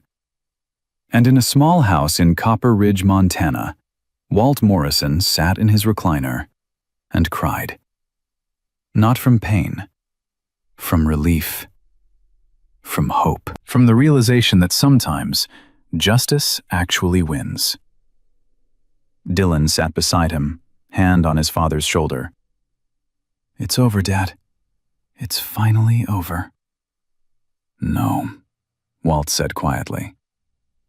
It's just beginning. At 6:47 a.m., Marcus Blackwell was arrested in his penthouse office. FBI agents, state police, U.S. Marshals. They came with cameras rolling and the whole world watching. He didn't resist, didn't fight, just stood there in his $1,000 suit, looking smaller than anyone had ever seen him. Dylan watched the footage on his phone while sitting in his father's hospital room. Walt had collapsed during the night. The broken ribs weren't healing right. Infection had set in. The doctors wanted to keep him for observation. "Turn it off," Walt said weakly. "I don't need to see him destroyed. I just need him stopped." Dylan pocketed the phone. "How are you feeling?" "Like I got thrown through a window and then spent a week fighting demons." Walt tried to smile. Failed. "The doctor wants to run more tests. Says there's something else wrong besides the ribs." "What kind of something?" "The kind they use words like biopsy and oncologist to describe." Dylan's world tilted. "Cancer?" "They don't know yet. Could be nothing, could be something. Won't know until they run the tests." Walt grabbed his son's hand. "Don't look at me like that. I'm 76. Cancer's not exactly surprising at my age." "Dad." "Dylan, I've lived a good life, longer than a lot of men, longer than I deserved after some of the choices I made. If it's my time, it's my time." "It's not your time. We just got you back. We just won. You can't—" Dylan couldn't finish, couldn't say the words that would make it real. Jessica knocked on the door. Emma was with her, carrying a drawing. The little girl ran to Walt's bedside. "Mr. Morrison, I made you another picture. It's you punching the bad man." Walt took the crayon drawing, him as a stick figure, Blackwell on the ground. "It's beautiful, sweetheart. Very accurate." "Mommy says you're sick. Are you going to die?" "Emma!" Jessica grabbed her daughter's hand. "I'm so sorry, Mr. Morrison. She doesn't understand." "It's okay." Walt looked at Emma seriously. "Sweetheart, we're all going to die someday. That's just how life works. But I'm not planning on dying today, or tomorrow, or any day soon. I've got too much to do." "Like what?" "Like watching your mom run my shop. Like teaching your Uncle Dylan how to be patient. Like making sure you grow up knowing that good people can still win." Emma nodded solemnly. "Okay, but if you do die, can I keep your tools? Mommy says you have really good tools." Everyone laughed, even Walt, though it hurt his ribs. "When I die, my tools go to your Uncle Dylan. But I'll make sure you get my best wrench. Deal?" "Deal." The doctor came in an hour later. Dr. Patricia Reeves, 58, kind eyes that had delivered too much bad news. "Mr. Morrison, we got your test results back." Walt sat up straighter. Dylan moved to his side. Jessica took Emma outside. "Just tell me straight, Doc. I'm old. I can handle it." "You have stage 3 prostate cancer. It's aggressive. It's spread to your lymph nodes and possibly your bones. That's what's causing the pain you've been attributing to the broken ribs." The room went silent. "How long?" Walt's voice didn't shake. "With treatment, 18 months, maybe 2 years. Without treatment, 6 to 8 months. "What's treatment look like?" "Chemotherapy, radiation, surgery if we can shrink the tumors enough. It's brutal at your age. It will make you very sick. But it could buy you time." "Time to do what? Sit in a hospital bed feeling like death? Or time to actually live?" Dr. Reeves sat down. "That's the question every cancer patient has to answer. And there's no right answer. Some people fight until their last breath. Some people choose quality over quantity. Both choices are valid." Walt looked at Dylan. His son's face was pale, tears streaming down his cheeks. "Dad, you have to fight. We just got you back. I can't lose you again." "Son." "No. No, you don't get to give up. Not now. Not after everything." I'm not giving up. I'm being realistic. Realistic? Realistic is fighting. Realistic is doing whatever it takes to stay alive. Walt squeezed Dylan's hand. Realistic is accepting that I'm 76 years old with cancer in my bones, and no amount of fighting changes that diagnosis. Then we'll fight harder. Better doctors, experimental treatments. I'll sell everything I own. Stop. Walt's voice was firm. Listen to me. Really listen. I've had a good life, a full life. I married the love of my life, raised a son I'm proud of, served my country, built a business with my own hands. I've done everything I was supposed to do. You haven't met your grandchildren. You haven't walked me down the aisle if I ever get married. You haven't seen the shop rebuilt. You haven't, and maybe I won't. Maybe my story ends before those chapters get written. That's not tragedy, Dylan. That's life. Dr. Reeves stood up. I'll give you some privacy. Mr. Morrison, you don't have to decide today. Take time. Talk to your family. We'll start with managing your pain and then discuss options. She left. Father and son sat in silence. I don't accept this, Dylan finally said. I won't. You don't have a choice. There's always a choice. No. Sometimes there isn't. Sometimes life just happens, and all we can do is decide how we respond. Walt took a painful breath. I'm choosing to live whatever time I have left, doing things that matter. Not sitting in a hospital getting poison pumped into my veins. Treatment could work. It could. Or it could just make my last months miserable. I'd rather spend that time in my shop, with you, with Jessica and Emma, with the people I love, doing the work I love. Is that really so terrible? Dylan couldn't answer, just put his head on his father's bed and cried. At noon, the news broke nationwide. Blackwell charged with conspiracy to commit murder, witness intimidation, insurance fraud, bribery, and 17 other counts. Voss had given prosecutors everything: names, dates, recordings, documents. The entire empire was falling. Marcus called from his office. Dylan, you need to come see this. Now. Dylan left his father sleeping and drove to Marcus's paralegal office. The place was chaos. Phones ringing, people everywhere. Marcus was in the center of it, wheelchair surrounded by survivors of Blackwell's schemes. What's happening? Revolution, Marcus said. Every person Blackwell ever victimized is coming forward. We're filing a class action lawsuit. 47 plaintiffs, demanding restitution, damages, and criminal prosecution. Can we win? With Voss's testimony? Absolutely. Blackwell's done. His assets will be frozen, his properties seized. Every penny he stole will go back to the people he hurt. An elderly woman approached, 82, barely 5 feet tall.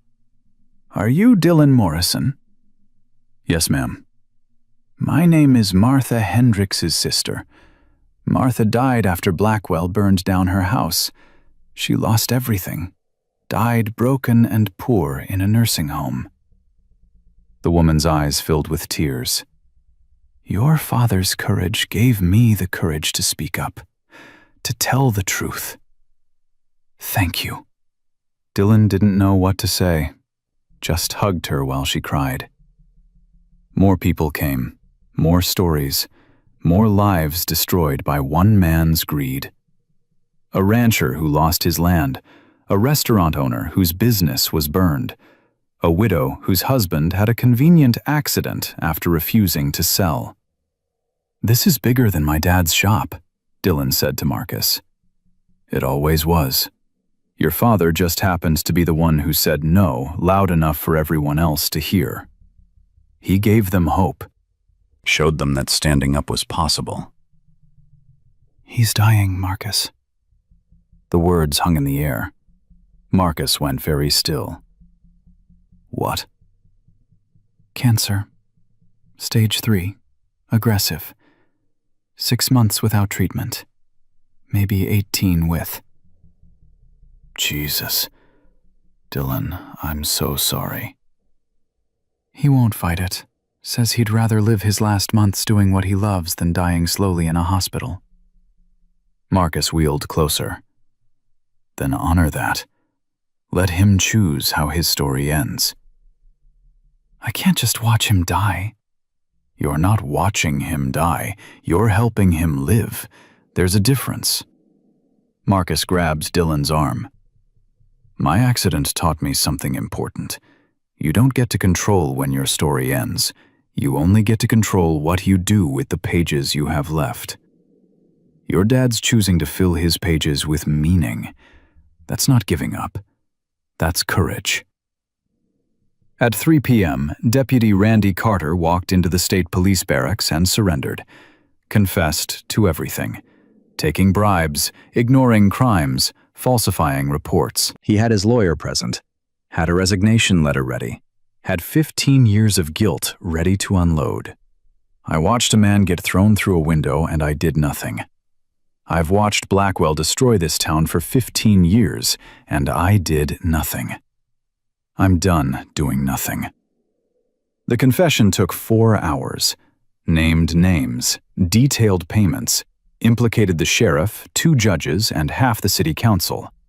By the time he was done, the corruption investigation had expanded to include 43 public officials. Carter called Dylan from lockup. I know you hate me. I hate me too. But I wanted you to know.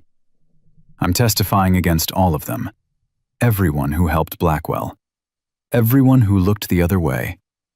I'm burning it all down because your father showed me what integrity looks like. And I've spent too long without it. Dylan didn't know how to respond. Why tell me? Because your dad deserves to know he didn't just save his shop. He saved this whole town. People are waking up, speaking out, fighting back. All because one stubborn old man refused to quit. At 6 p.m., Walt was released from the hospital with pain medication and instructions to rest. He ignored the instructions immediately and made Dylan drive him to the shop. The condemned notice was gone. The city inspector had removed it that morning. Emergency order from the state attorney general. The whole condemnation was ruled fraudulent. Walt stood in front of his shop, the boarded window, the locked gate, his entire life behind chain link. Help me inside, he said. Dad, you should rest. I'll rest when I'm dead. Right now, I want to see my shop. They broke the padlock, pushed open the gate. Walt walked inside slowly, every step careful, every breath painful. But his back was straight. He ran his hand over the workbench, the tools, the lift where he'd fixed 10,000 cars, the office where Sarah had done the books, where she'd died in his arms. It still smells like her perfume, Walt whispered. After 12 years, I can still smell her here. Dylan put an arm around his father.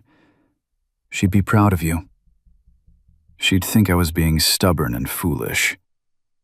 Yeah, and she'd be proud of you for it. Walt laughed, winced. I need to tell you something.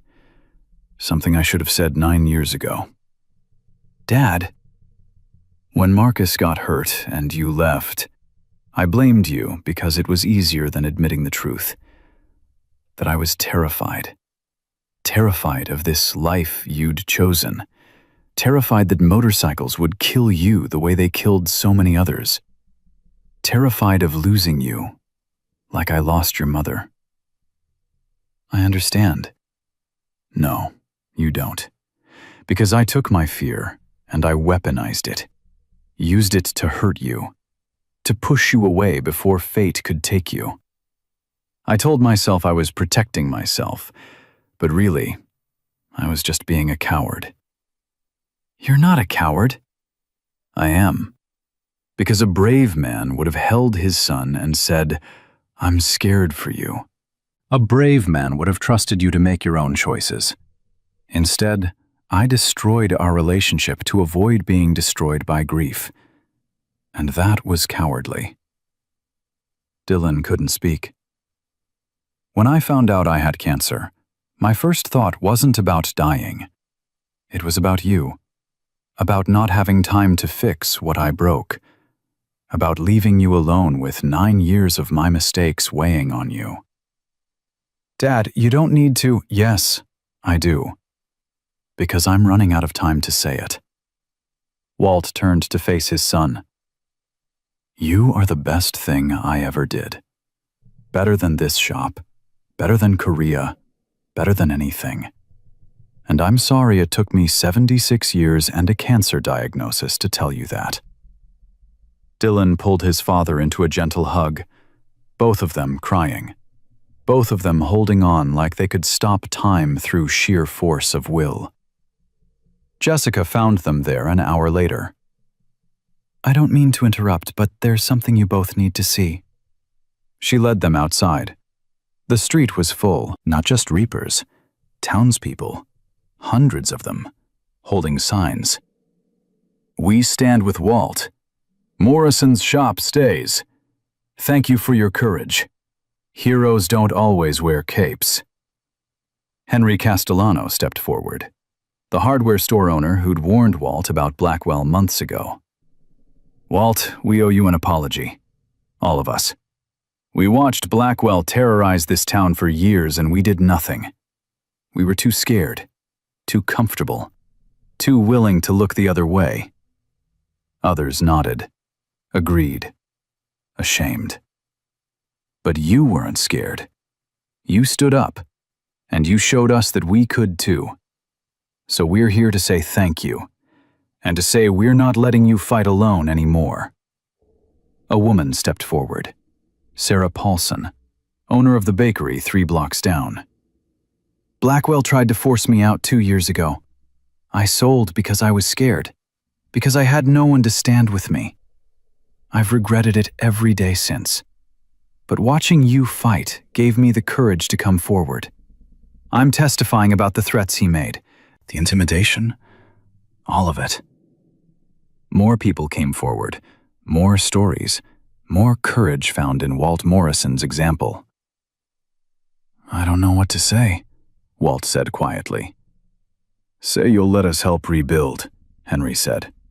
The window, the shop, whatever you need, we'll fix it. Together, as a community. I can't afford. You're not paying. We're volunteering, because that's what neighbors do, and we've been terrible neighbors for too long. Walt couldn't speak, just nodded while tears ran down his face. By 8 p.m., 20 volunteers were working on the shop, replacing the window, fixing the gate, painting over graffiti that had appeared during the condemned period. The reapers worked alongside accountants and lawyers and store owners. No divisions, no barriers, just people helping people. Emma handed Dylan a paintbrush. Uncle Dylan, Mommy says you and Mr. Morrison are going to run the shop together now. Is that true? I don't know, kiddo. We haven't really talked about it. You should, because Mr. Morrison's really old and he needs help, and you're good at fixing things. How do you know I'm good at fixing things? Because you fixed my mommy. She used to cry all the time. Now she smiles. That's fixing. Dylan knelt down to Emma's level. Your mom fixed herself, sweetheart. I just showed up. Mommy says showing up is the most important part. Emma hugged him quickly, then ran off to help someone else.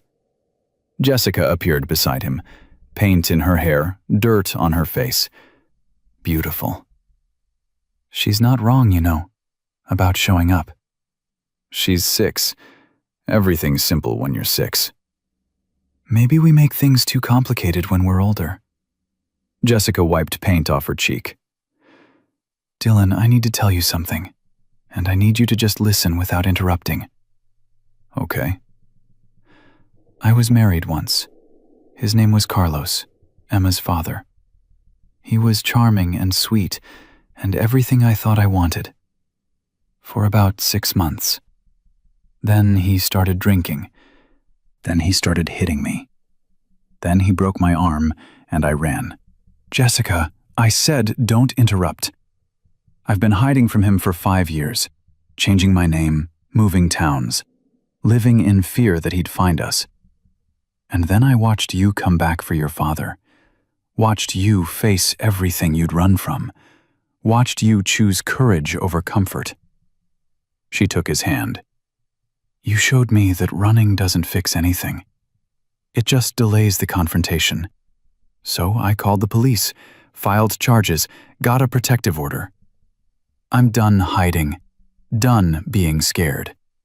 And it's because of you. I didn't do anything. You did everything. You came back. You stayed. You fought. You showed me what bravery looks like. Jessica leaned in closer. And I need you to know that whatever happens with your father, whatever time he has left, you're not alone. Emma and I, we're here. We're family now, whether you like it or not. Dylan kissed her, right there in front of the shop, in front of 50 volunteers and 20 reapers, and his father watching from the window. Kissed her like she was air and he'd been drowning. When they broke apart, Emma was standing there. Ew, gross. Are you boyfriend-girlfriend now? Maybe, Dylan said. Would that be okay? Emma considered it seriously. Only if you promise to teach me how to ride a motorcycle when I'm bigger. Deal. And only if you promise to never hurt my mommy. Because if you do, I'll tell Mr. Morrison and he'll beat you up even though he's old. Dylan laughed. That's a promise I can keep. At midnight, Walt sat on the shop's front step. The volunteers had gone home. The reapers were back at the motel. Dylan was inside with Jessica, making plans for the reopening. Marcus wheeled up beside him. Mind if I sit? Well, if I park? Please. They sat in silence for a while. 2 old warriors who'd survived too much. Your son told me about the cancer, Marcus said finally. He wasn't supposed to. He needed someone to talk to. I'm glad he picked me. Are you here to convince me to do treatment? No, I'm here to tell you I understand. My accident taught me that control is an illusion. We don't control when we're born. We don't control when we die. We only control what we do in between. And you're choosing to fill that space with meaning instead of misery. I respect that. Walt was quiet for a long moment. I'm scared, Marcus. Not of dying. Of leaving him alone. Of not being there when he needs me. Of all the moments I'll miss. Then make the moments you have left count. Teach him everything you can. Love him as hard as you can. Give him memories strong enough to last a lifetime. What if it's not enough? It's never enough. My dad died when I was 12. Heart attack. No warning. One day he was there, the next he was gone. And I spent 20 years angry that I didn't get more time with him. Then I realized something. What? That the time we did have, however short, shaped everything I became. His lessons, his love, his example. They're still with me, still guiding me. Death ended his life, but it didn't end his influence. You'll live on in Dylan, in the choices he makes, in the man he becomes. That's not just legacy. That's immortality. Walt wiped his eyes. When did you get so wise? Around the time I realized that wheelchairs don't define you. Choices do. And you're making the right choice. For you, for Dylan, for everyone who loves you. Inside, Dylan watched through the window. watched his father and Marcus talking. Two men who'd survived wars and accidents and cancer and betrayal. Two men who understood that courage wasn't the absence of fear. It was choosing meaning despite it. Jessica came up beside him. "What are you thinking?" "That I wasted 9 years. That I should have been here. That I missed so much time with him." "Then don't waste any more. Don't spend his last months drowning in regret. Spend them building memories." Dylan looked at her. This woman who'd survived abuse and poverty and fear. This woman who'd taught herself to be brave. "How'd you get so smart?" "Single motherhood and desperation. Both are excellent teachers." She kissed his cheek.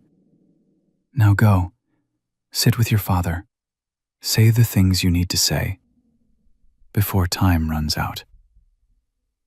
Dylan walked outside, sat on the other side of Walt. The three of them looking at the shop, at the fixed window, at the new paint, at everything that had been broken and was now being rebuilt. "Dad, I'm staying here in Copper Ridge, helping you run the shop. However long we have." "You don't have to." "Yes, I do. I wasted 9 years running. I'm not wasting whatever time we have left." Walt grabbed his son's hand, squeezed hard. "Thank you, son, for coming back, for staying, for being the man your mother knew you could be."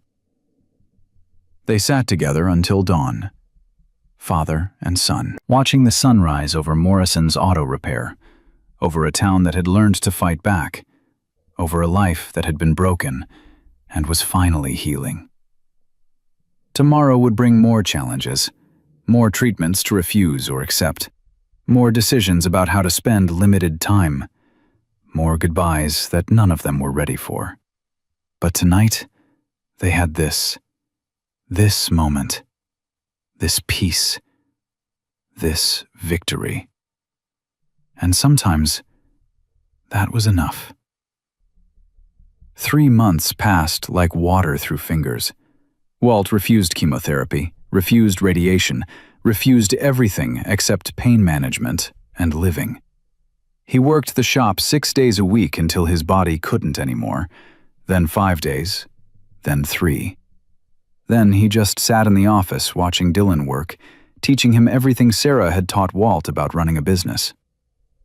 "You're keeping 2 sets of books," Walt said one afternoon, pointing at Dylan's ledger. "One for the IRS and one for reality." "That's illegal." "That's survival. Every small business does it. The trick is not getting caught." Walt coughed.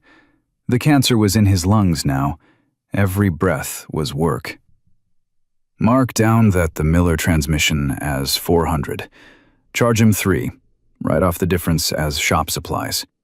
He's a good man who's struggling. We help when we can." "Dad, we can't afford charity." "We can't afford not to. This town saved us. We save them back. That's how community works." Dylan made the adjustment, learning, growing, becoming the man his father needed him to be. Jessica ran the front office now, official manager. She'd quit her 2 other jobs. Walt paid her double what she'd been making combined. "Your family," he'd said. "Family doesn't work 3 jobs just to survive." Emma spent every afternoon at the shop after school. 6 years old and already knew the difference between a socket wrench and a torque wrench.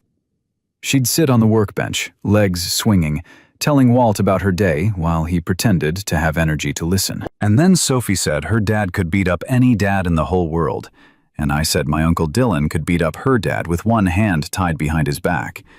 And she said, "Prove it." So I said, "Come to the shop and I'll show you." "Emma, we don't solve problems with fighting." "But you fought the bad man. Uncle Dylan said so." "That's different. Sometimes fighting is necessary, but it should always be the last choice, not the first. You understand? I think so. Can I have a soda? Ask your mother. She'll say no. Then that's your answer. Emma pouted, but didn't argue. She'd learned quickly that Walt Morrison didn't budge once his mind was set. At night, Dylan and Jessica would sit on Walt's porch while Emma slept inside, talking, planning, dreaming about futures they weren't sure they'd have. What happens when he dies? Jessica asked one night. We keep going. We run the shop. We take care of each other. I'm scared. Me too. Not of running the shop. Of watching you break when he's gone. You just got him back. Losing him again might destroy you. Dylan was quiet for a long time. Marcus told me something. He said grief is love with nowhere to go. When Dad dies, all the love I have for him won't disappear. It'll just need a new direction. The shop, you, Emma, the community.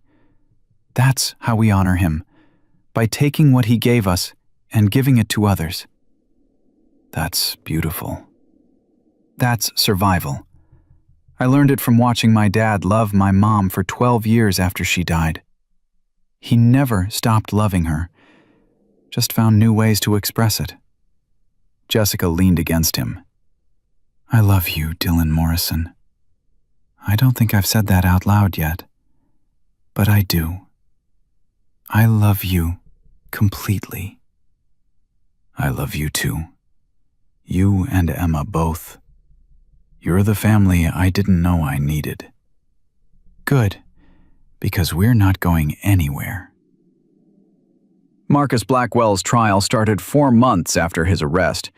It lasted 6 weeks. The prosecution called 47 witnesses, every person he'd destroyed, every life he'd ruined, every law he'd broken. Trent Voss testified for 3 days, detailed every crime, every threat, every illegal act he'd committed on Blackwell's orders. The defense tried to break him. Couldn't.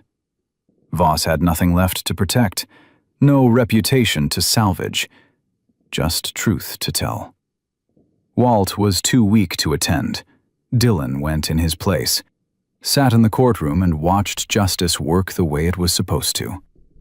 The verdict came on a Tuesday. Guilty on 34 counts.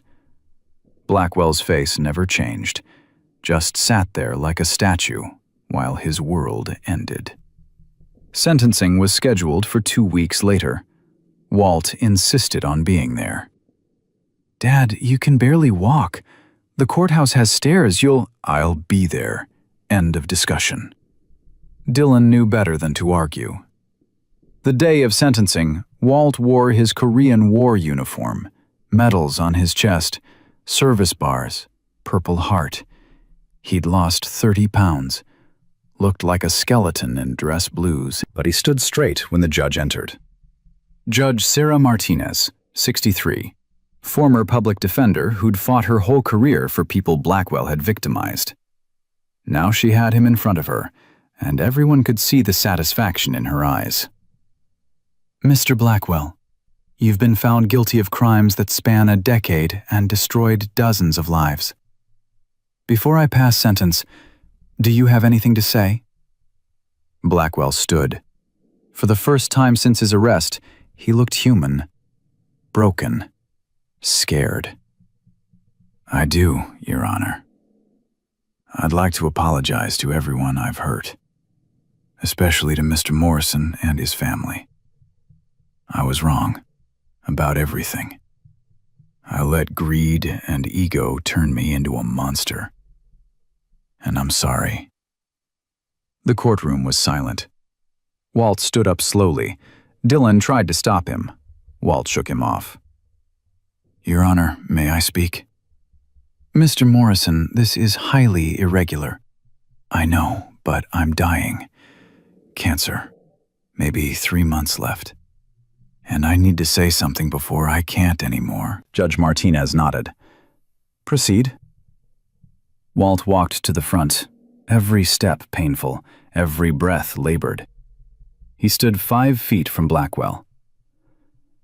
"You destroyed my shop, beat me, threatened my family, tried to have me killed. You took everything from dozens of people, burned their homes, ruined their businesses, destroyed their lives. All for money, for profit margins and return on investment." Blackwell couldn't look at him. "But you know what? You failed. You didn't destroy me. You didn't destroy this community. You didn't win. Because we fought back. We stood together. We proved that courage is stronger than corruption, that love is stronger than greed, that ordinary people can beat extraordinary evil if they just refuse to quit." Walt took a painful breath. "So I don't accept your apology. Because apologies are words, and words are cheap coming from a man who's only sorry because he got caught. If you want forgiveness, earn it. Spend the next 20 years in prison actually becoming the man you pretended to be. Help people instead of hurting them. Give instead of taking. Be useful instead of destructive." He turned to the judge. "But until then, Your Honor, throw the book at him. Make an example. Show everyone watching that justice still works, that bad men still face consequences, that America still protects the weak from the powerful." Walt walked back to his seat. The courtroom erupted in applause. Judge Martinez banged her gavel. "Order! Mr. Blackwell, I sentence you to 25 years in federal prison without possibility of parole. Your assets are hereby seized to provide restitution to your victims. Court is adjourned." Outside, reporters swarmed Walt, cameras everywhere, questions shouted from every direction. "Mr. Morrison, how do you feel about the verdict?" "Relieved, grateful, ready to go home." "What's next for you?" Walt looked at Dylan, at Jessica and Emma waiting by the car, at Marcus in his wheelchair giving him a thumbs up, at Hammer and 20 Reapers standing guard. "Living. Whatever time I have left, I'm spending it with people I love. That's the only revenge that matters. Not destroying your enemies. Thriving despite them." 2 months later, Walt collapsed in the shop. Dylan found him on the floor, unresponsive, barely breathing. The ambulance took 11 minutes, felt like 11 hours. At the hospital, Dr. Reeves was blunt. "The cancer's in his brain now. He's got days, maybe a week. I'm sorry." Dylan called everyone. Jessica and Emma, Marcus, Hammer, the Reapers. By nightfall, Walt's hospital room was full. He woke up at 3 a.m., confused, scared. Then he saw Dylan. "Hey, son." "Hey, Dad. How are you feeling?" "Like I'm dying. Which is accurate, I suppose." Walt tried to smile. "Everyone here?" "Everyone." "Good. I need to say some things while I still can." Dylan helped him sit up. Jessica brought water. Emma climbed into bed next to him carefully. "Emma, sweetheart, I need you to listen. Can you do that?" "Yes, Mr. Morrison." "You're going to grow up without me, and that's okay. People leave, that's part of life. But I need you to remember something. You're strong. Stronger than you know. Your mom raised you to be brave and kind and smart. Don't ever let anyone tell you you're less than amazing. You understand?" Emma nodded, tears streaming. "I don't want you to die." "I know, baby. But we don't always get what we want. We just get what we get. And what you got is a family who loves you. Your mom, Dylan, all these scary-looking bikers who would die protecting you.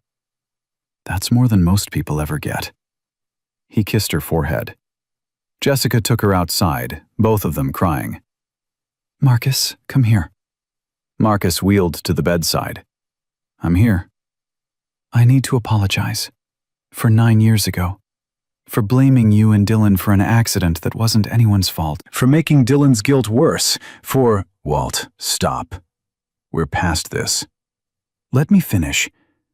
You became an incredible man despite what happened. You turned tragedy into purpose, wheelchair into weapon for justice. You're everything a father hopes his son will be, and I'm proud of you. As proud as if you were my own. Marcus couldn't speak, just held Walt's hand and cried. Hammer, you and the brothers, thank you. For coming when Dylan called. For protecting my family. For showing an old man what brotherhood really means. You're welcome in Copper Ridge anytime. Forever. It was an honor, Walt. A real honor. One by one, Walt said goodbye. To friends, to neighbors, to people whose lives he touched without knowing it. Finally, only Dylan was left. Son, sit down. We need to talk about important things, like the shop. Dad, I can't think about the shop right now. You have to. The shop doesn't stop because I do. Jessica's going to run the office. Marcus is going to handle the legal stuff. You're going to do the mechanical work. Together, you'll make it work. What if I can't? What if I'm not good enough? You are good enough. Better than good enough. You're a Morrison. We don't quit. We don't break. We survive. And when we can't survive, we make sure the people we love can. Walt pulled an envelope from under his pillow. This is my will. The shop goes to you. The house goes to you. Everything I have goes to you. Use it well. Build a life. Build a family. Build everything your mother and I dreamed for you. Dad, I can't do this without you. Yes, you can. You've been doing it for 9 years. You survived without me. Now you'll thrive without me. That's the difference. Dylan was crying openly now. Didn't care who saw. Didn't care about anything except the man in the hospital bed. I'm scared, Dad. Scared of being alone. Scared of forgetting your voice. Scared of making decisions you'd hate. Scared of everything. Good. Fear means you care, means you understand the stakes. But don't let fear stop you. Let it guide you. Make you careful but not paralyzed. That's the secret to a good life. Feel the fear and do it anyway. Walt's breathing was getting worse. Ragged. Labored. The machines were beeping faster. Dylan, I need you to promise me something. Anything. Marry Jessica. Give Emma siblings. Fill that shop with noise and life and chaos. Don't let my death turn you into a ghost. I spent 12 years mourning your mother and ignoring you. Don't make the same mistake. Honor me by living. Really living. That's all I want. I promise, Dad. I promise. Good boy. Good son. I love you more than words can say. You were the best thing I ever did. The absolute best. And I'm so proud of you. Walt's eyes closed. His breathing slowed. Dylan held his hand. Dad? Dad, stay with me, please. But Walt Morrison was done fighting. Done hurting. Done holding on. He died at 4:47 a.m. with his son beside him and the Montana sunrise coming through the window. Dylan sat there for an hour, just holding his father's hand, feeling it grow cold, feeling the weight of loss settle over him like concrete. Finally, Jessica came in, pulled him away, held him while he fell apart. The funeral was 3 days later. Morrison's auto repair closed for the first time in 43 years. The entire town came, over 600 people. They filled the church, overflowed into the street, came from 3 states away. The Devil's Reapers arrived at dawn, 200 bikes, every chapter in the western United States. They formed an honor guard, stood at attention while Walt's casket was carried in. Dylan gave the eulogy, stood at the podium looking at a sea of faces. My father was not a perfect man. He made mistakes, said things he regretted, pushed away people he loved. But he was a good man, the best man I've ever known. He taught me that courage isn't about never being afraid. It's about being afraid and doing the right thing anyway. He paused, collected himself. 3 months ago, my father stood in a courtroom and refused to accept an apology from the man who tried to destroy him. He said apologies are just words, that real change requires action. So I'm not going to stand here and tell you how much I'll miss him. Words are cheap.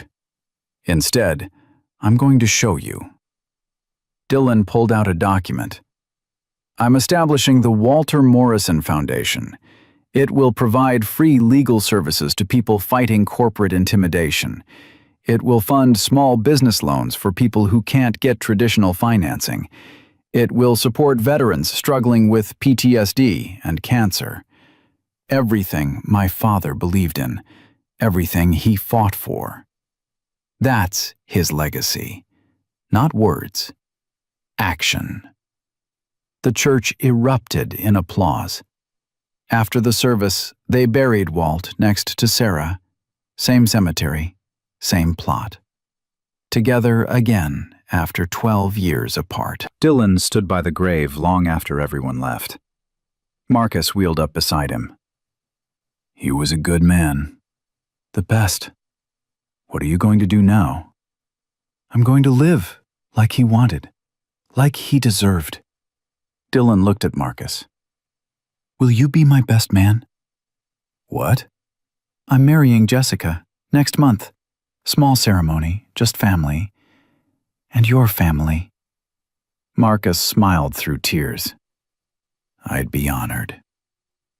1 month later, Dylan Morrison married Jessica Torres in Morrison's Auto Repair, the same shop where Walt had proposed to Sarah 55 years earlier. Emma was flower girl. Marcus was best man. Hammer officiated because he'd gotten ordained online specifically for this. Do you, Dylan Morrison, take Jessica Torres to be your wife, to love and honor through good times and bad, through cancer and corruption, through fear and courage? I do. Do you, Jessica Torres, take Dylan Morrison to be your husband, to stand beside through loss and victory, through grief and joy, through all the chaos that comes with loving a man who refuses to quit? I do. Then by the power vested in me by the internet and the state of Montana, I pronounce you husband and wife. Kiss her before I change my mind. Dylan kissed Jessica while Emma made gagging noises and everyone laughed. The reception was in the shop parking lot. 300 people. Bikers and businessmen, veterans and volunteers. Everyone who'd fought beside Walt. Everyone he'd touched. Marcus gave a toast. To Walt Morrison, a man who proved that one person can change everything, that courage is contagious, that love is stronger than hate. He's gone, but his fight continues. In his son, in this community, in everyone here who refuses to quit. To Walt. To Walt, everyone echoed. 2 years passed. Morrison's auto repair thrived. Dylan ran the mechanical side. Jessica ran the business side. They hired 3 employees, expanded into 2 bays. Emma started helping on weekends, learning the trade like her stepfather had. The Walter Morrison Foundation grew.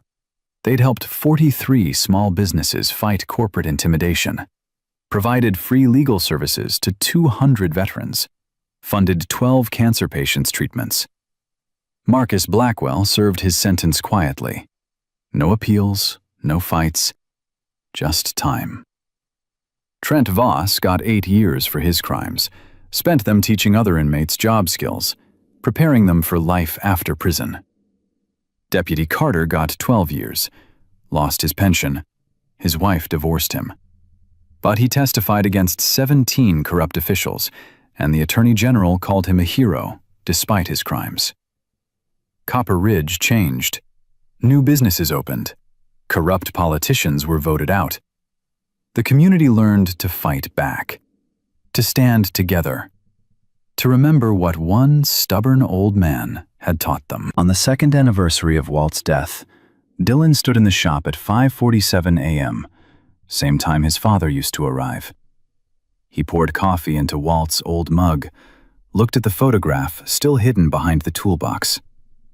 Walt and Sarah, young, happy, full of dreams.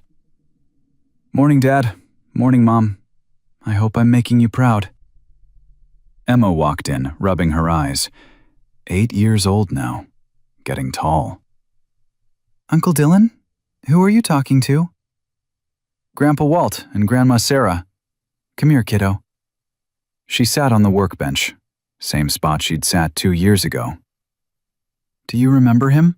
Dylan asked. "Yeah, he was grumpy and nice at the same time, and he smelled like motor oil and peppermints. And he told me I was strong even when I felt small." "That sounds like him." "Do you miss him?" "Every day. But you know what? He's still here. In this shop. In the work we do. In the people we help. That's what legacy means.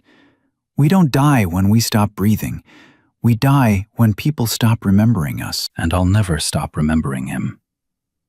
Emma nodded seriously. "I won't either.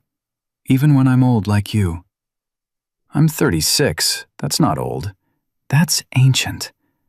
Dylan laughed, tickled her until she squealed. Jessica appeared in the doorway, pregnant with their second child, smiling at her family. "You two ready for breakfast, or are you going to play all morning?" "Playing sounds better," Emma said. "Nice try. School in an hour. Move it." They walked to the house together. Dylan looked back at the shop one more time, at the sign that now read Morrison and Morrison, at the windows full of light, at the legacy his father had built and he was continuing. Somewhere, he knew Walt and Sarah were watching, proud, together, at peace. And Dylan Morrison, former runaway, former coward, former ghost, was finally home. Because home isn't a place. It's not a building or a town or even a shop. Home is where people refuse to give up on you, where they fight beside you when the world turns dark, where they stand with you even when standing costs everything. Home is courage passed from father to son, from husband to wife, from community to stranger, from one broken person to another, until everyone's a little less broken.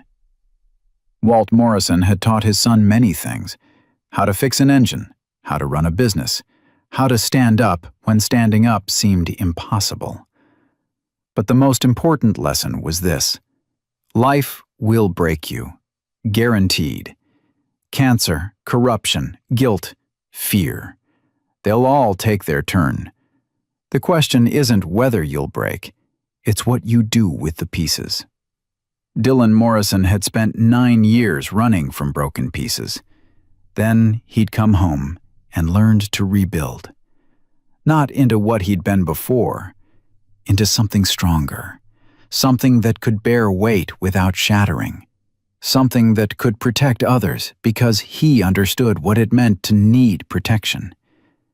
That's what his father had left him. Not a shop or money or property.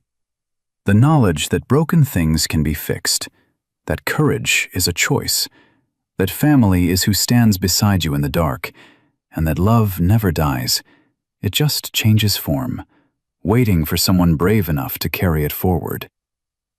Walter Morrison was gone, but his fight lived on in his son, his community, and everyone who'd learned that one person standing up can change the world. That was his legacy. Not the shop, not the money, not the headlines or the trial or the victory. His legacy was teaching people to be brave when bravery was the hardest thing in the world. And in a small town in Montana, in a shop that smelled like motor oil and memory, that legacy continued. One repair at a time, one person helped, one stand taken, one refusal to quit. That's what heroes do. Not just once, in one moment of glory. Every single day, in small ways and large, until the last breath and beyond. Walt Morrison had been a hero. Not because he was perfect, because he showed up, because he stood his ground, because he taught his son that running doesn't solve anything, it just delays the fight. And now Dylan Morrison was showing up. Every morning at 5:47, every customer helped, every person protected. Every choice to be brave when being brave was the only choice that mattered. The sun rose over Morrison's auto repair. A new day, a new chance, a new opportunity to honor the man who'd built it all. Dylan picked up his father's favorite wrench, felt the weight of it, the history, the love worn into the handle by 43 years of honest work. "Let's get to it, Dad," he whispered. "We've got work to do." And somewhere, in whatever comes after, Walt Morrison smiled, because his son had finally learned the truth. You don't need to be fearless to be brave. You just need to love something more than you fear losing it. And Dylan Morrison loved his family, his community, and his father's memory more than he feared anything this world could throw at him. That made him dangerous. That made him strong. That made him exactly what Walt Morrison had always known he could be. A man worth dying for. And even better, a man worth living for. The Morrison legacy didn't end with death. It transformed. It grew. It spread to everyone willing to stand up, speak out, and refuse to let bullies win. That's how ordinary people become extraordinary. Not through superpowers or wealth or fame. Through choice. Every single day. To be brave. To be kind. To be the person the world needs, even when it costs everything. Walter Morrison had made that choice for 76 years. Dylan Morrison would make it for the rest of his life. And in doing so, they proved what every generation must learn for themselves. Heroes don't wear capes. They wear coveralls. They fix cars. They raise families. They stand their ground when standing costs everything, and they teach the next generation to do the same. That's not just legacy. That's immortality.